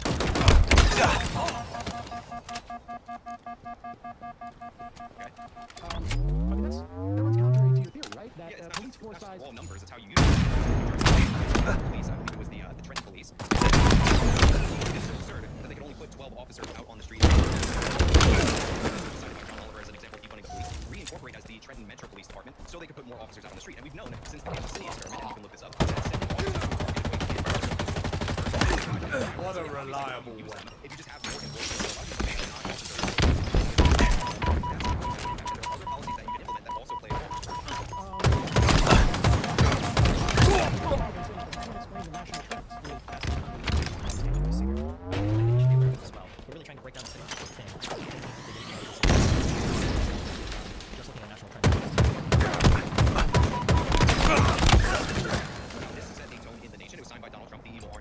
one of his stupider policies, and it sets up incentives, and of course any change in culture federally tends to trickle down nationwide for people to assault unreasonable offenders, to release non-violent offenders early, which is a term I absolutely hate because non-violent criminals are more devastating than any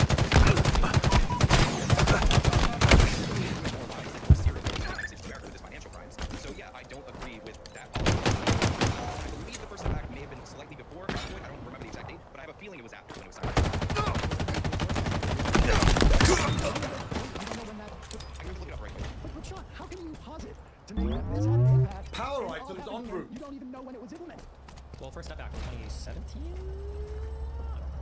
2018. This was during Trump's presidency. Power items have arrived. We all know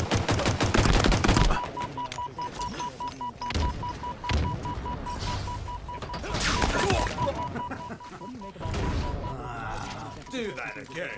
policing into There are some state laws in California. Recently was a man that was arrested for 77 burglaries, or I'm sorry, convicted. are these new laws?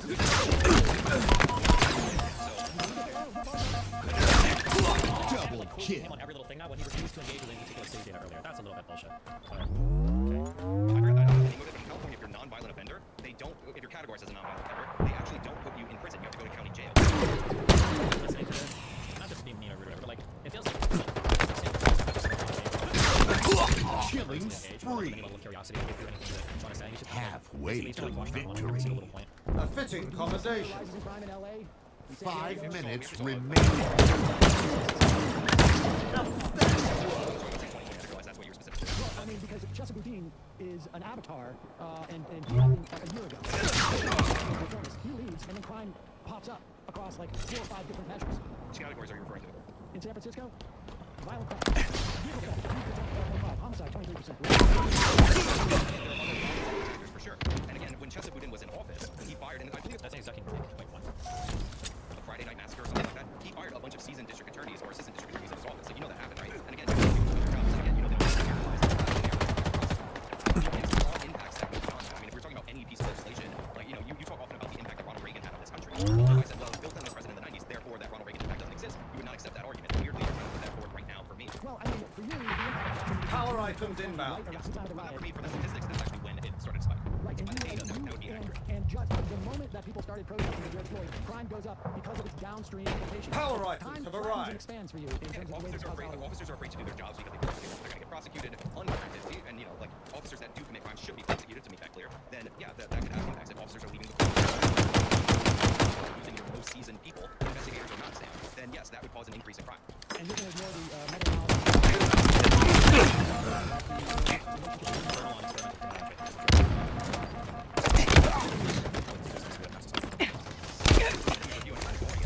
Just expanding your office Systematic review. Oh, wait, no, was it him that had the problem? Or was it... No, wait. He probably does others. I'm sorry, I think of the one when Lance was on the show. I call it systematic review. Wait, are they systematic reviews? No, they are systematic reviews. Officers or your staff and police on its own is anything. It's what you do with that. Like one of the great innovations in New York was that they became one of the most data-driven police departments in the entire country. So yeah, they had a lot of officers because it's New York City, it's the largest city in the union. But it wasn't until they implemented it that they really were able to be effective. Well, but this is nationwide. My story is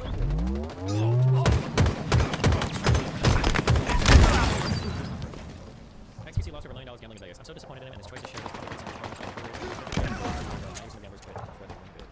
Your story is you're the primary sponsor. The reason why crime is down nationwide, and it is down, you say it's not much, but it is trending down, is because that coincides with society returning to some measure of normalcy Lost after the COVID lead. is not killing as many people and hospitalizing as many people without the same measure of stress. That's definitely statistically measurable is because I need to wait till the end of the year to see if it's real. No, I say it's dropping, but it's like within a normal Leader nearing victory. besides in New York, it's 99. Increases within the range. We're talking about 13 people. Now, you know, obviously those are lives lost, and we should consider that, but we also have to take into account that New York is the largest city in the world. Now, you're pointing out a similar decrease to that increase and claiming that it's like this dramatic drop, but it's just No, I'm not there. claiming it's a dramatic drop. Well, I'm saying Power items on the field. It seems like a Fuck! here's not a trend. yes, the trend is dropping, yet the problem that you attribute the spike to is not changed at all. In specifically in New York City, which is No, yeah, nationwide. hold on. Specifically in New York City, which I was just referring to, we had a situation where they elected the most tough on crime Democrat. Now, I'm not not a big fan of Eric Adams, but that is how he ran, and he ran about putting more police onto the street. We also have nationwide a lot of districts. But they got rid of him, so they're trying to institute some levels of reforms, but obviously San Francisco police, they're down in terms of recruitment. Specific things, and colors that pulled up the house.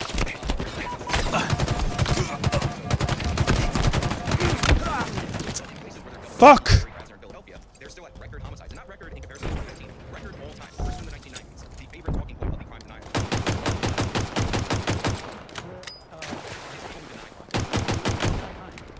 Minimize and deny the increase is happening.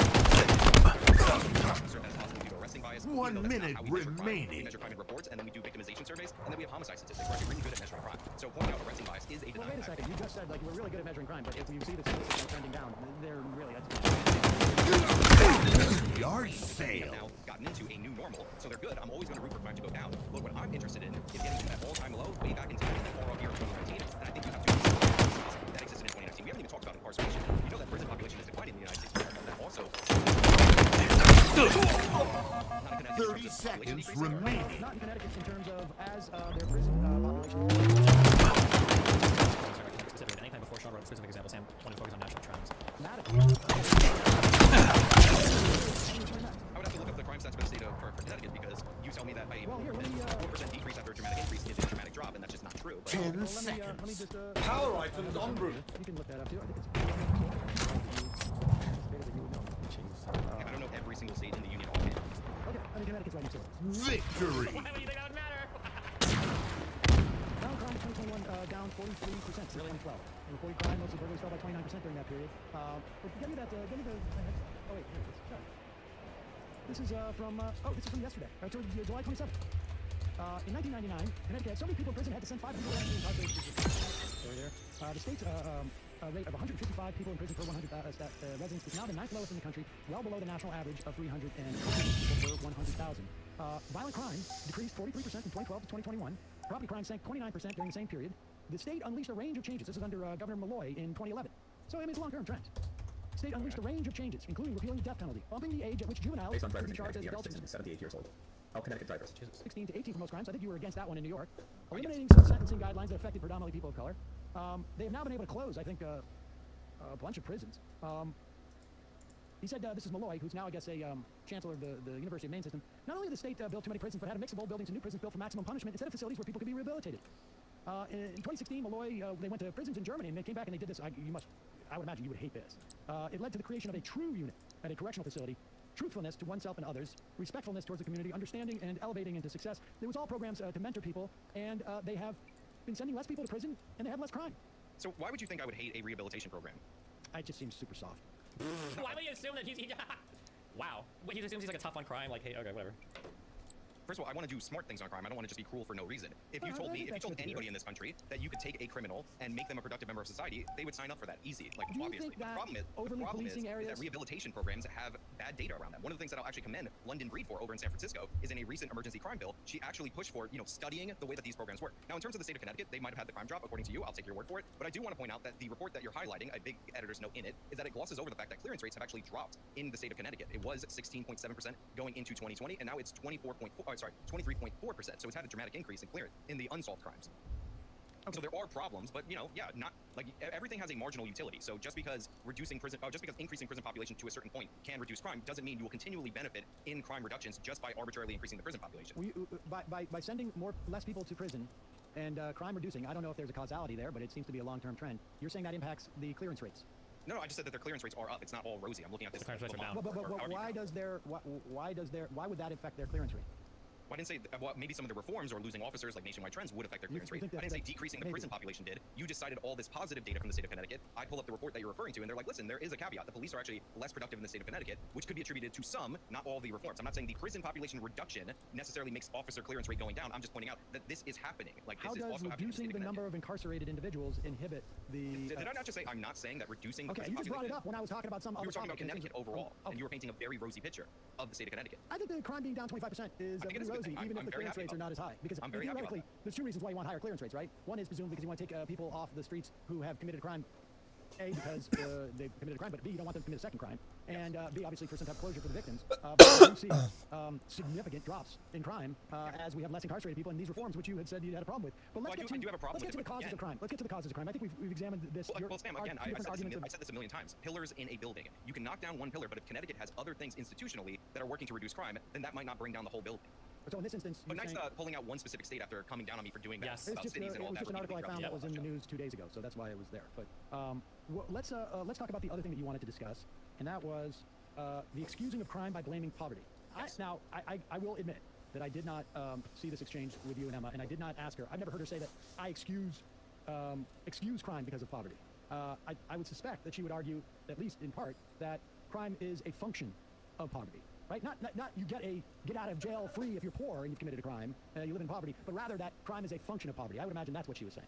And no, specifically when I brought up that 327 people in the city of New York are arrested for a third of the shoplifting arrests in the city of New York, which represents over 6,000 arrests, she said that those people are the most desperate and they're doing it because they need to survive or to sustain their lives. Or so in other words, so that sounds like an excuse to me. So yes, that would be excusing crime with the poverty excuse. To me, it sounds like an argument as to what is driving crime. But like I say, I'm not familiar with that. I argued, and I'll argue here, that the fact that we're not able to hold repeat offenders is what is causing that. If you locked up those 327 people, guess what? You have a third of the retail theft arrests gone because they keep committing the crime. How many people would you have to lock up to make sure that you got the right 327?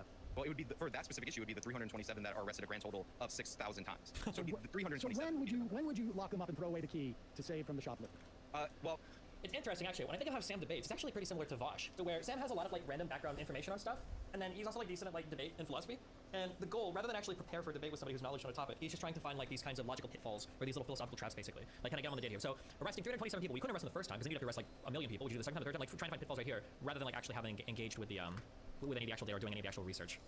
It wouldn't be. It would be charge them seriously, hold them in waiting for their trial, and then convict them, prosecute them seriously. Yes. But you're saying if we lock up those 327 essentially and don't let them out, we're going to have less shoplifting. That's what you're saying, right? All right. Now you don't know the data says. When do you? He's gonna say at what shoplifting offense do you arrest them, and hope to God he doesn't say 3, because then Sam's gonna do like some 3-strike law thing or something. But we'll see what.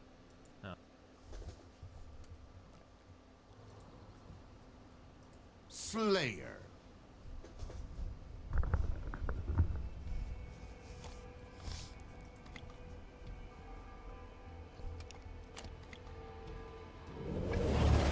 Overshield inbound.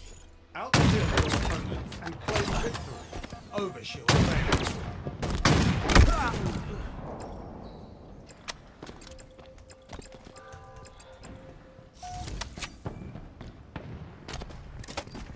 Lost the thief. Counter snipe.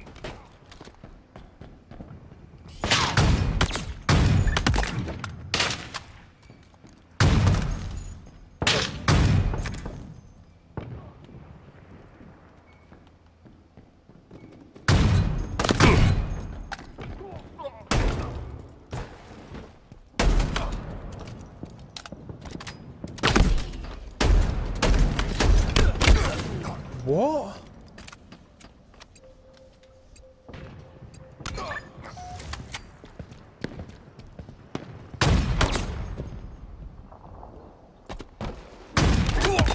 No scope. Be proud.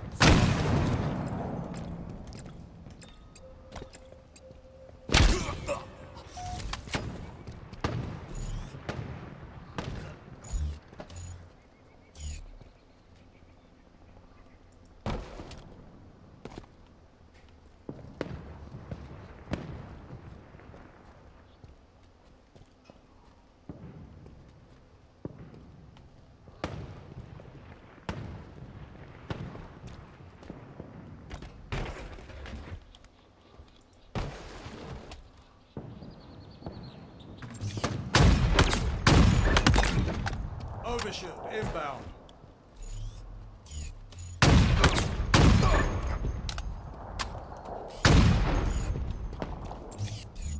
Overshield available.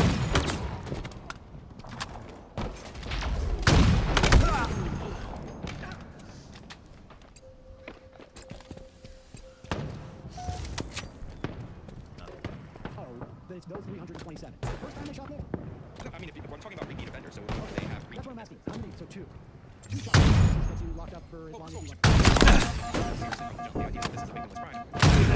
Let's say if you're arrested for 5 times, probably again 6,000 spread over 327 people, then we don't let you out without being a judge to be able to keep offender and you are held. You're held in like where? Where would Yeah. and there's no dollar, right? You just, Well, aren't you against cash bail because you have poverty? yeah, I am against that. So I would want the judges, right now they can't assess dangerousness in the state of New York. I would want No scope. confronted, get into physical altercations, and people have been killed over that. I've heard multiple stories of Home Depot workers being killed. We find out that the person behind that led to these so-called petty crimes could have got them off the streets, and then somebody dies over it. Some poor person who works, for whatever, $15 an hour at Home Depot gets killed by somebody on an hour job. So yeah, I want those people off the streets for sure. So what do you think drives crime? He's really good also at not taking any L's ever, right? So Sean, really, and this is going to be the same register, but Sean can say, okay, so we agree then that we should lock up Double kill. then, right? Because notice how Sam just walked away from Red letter day indeed. Enemy halfway to victory. Usually just start like the next thing. I don't actually care about like finishing a topic at the end of it all. They're just like, move on. What I think drives crime.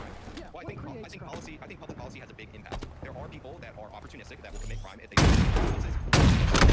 whether they be the criminal justice system. And I think you can think of it as a pyramid with 3 layers. The lowest part of the pyramid is the criminal justice system, the actual consequence. The reason why this is one of the lowest deterrents is and by the way, I'm not making this up. This comes from criminal justice theory. The reason why this is one of the lowest deterrents. Overshield inbound. No scope.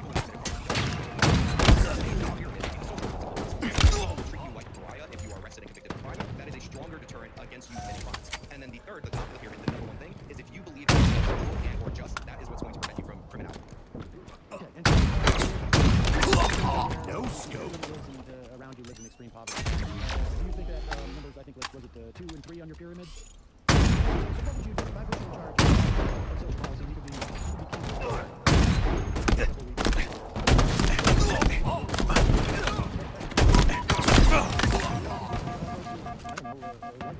living on the edge and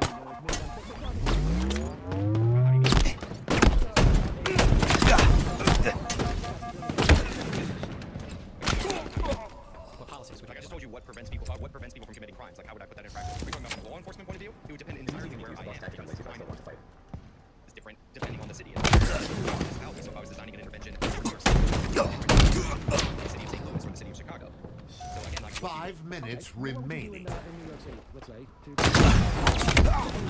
guess like when we're looking at the causes of crime, you laid out some type of it sounded like you discounted the punishment one, which is the widest one, right? I mean, my understanding deterrence actually. But Leader nearing You victory. don't think that deters because people don't think they're going to get caught. yeah. No, you misunderstand. It deterrence strategy level, but that doesn't mean so would be removing repeat offenders. And so locking up more people, how would you get there, I guess? The first thing I would do in the state of New York, because again, it is dependent on the area, is that I would get rid of bail reform law and allow judges to have judgment. I think it's ridiculous the way if we're concerned about people that are No I understand scope. that I would reduce the bail amounts, but what I need is for the judges to be able to assess dangerousness. Dangerousness. So you're only talking violent crimes. Or repeat offenders. Certain things didn't even factor in bail jumping as a crime that could get you held. So if you didn't show up to court, But now that's changed. When did that change?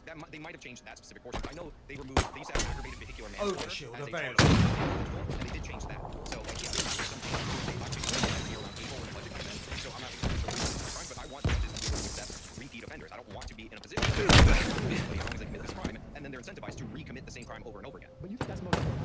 Bail reform. I think bail reform is a huge deal in the state of New York, and it impacts almost every county. I believe when the governor's something like 8% of 8 out of all counties. I don't remember exactly. So you discount the bottom part about deterrent on that pyramid. What was If deterrence is the lowest and one of the least effective, yes. I don't get why that's on the on the bottom you think is the least effective. Yeah. And then the middle one is what's the next one? That would be like societal pressure. If you feel like you're going to be an outcast from your community or treated like a pariah, do social pressure that keeps you in line. How would you increase that social pressure? Well, I think we should do more to stigmatize criminals for sure.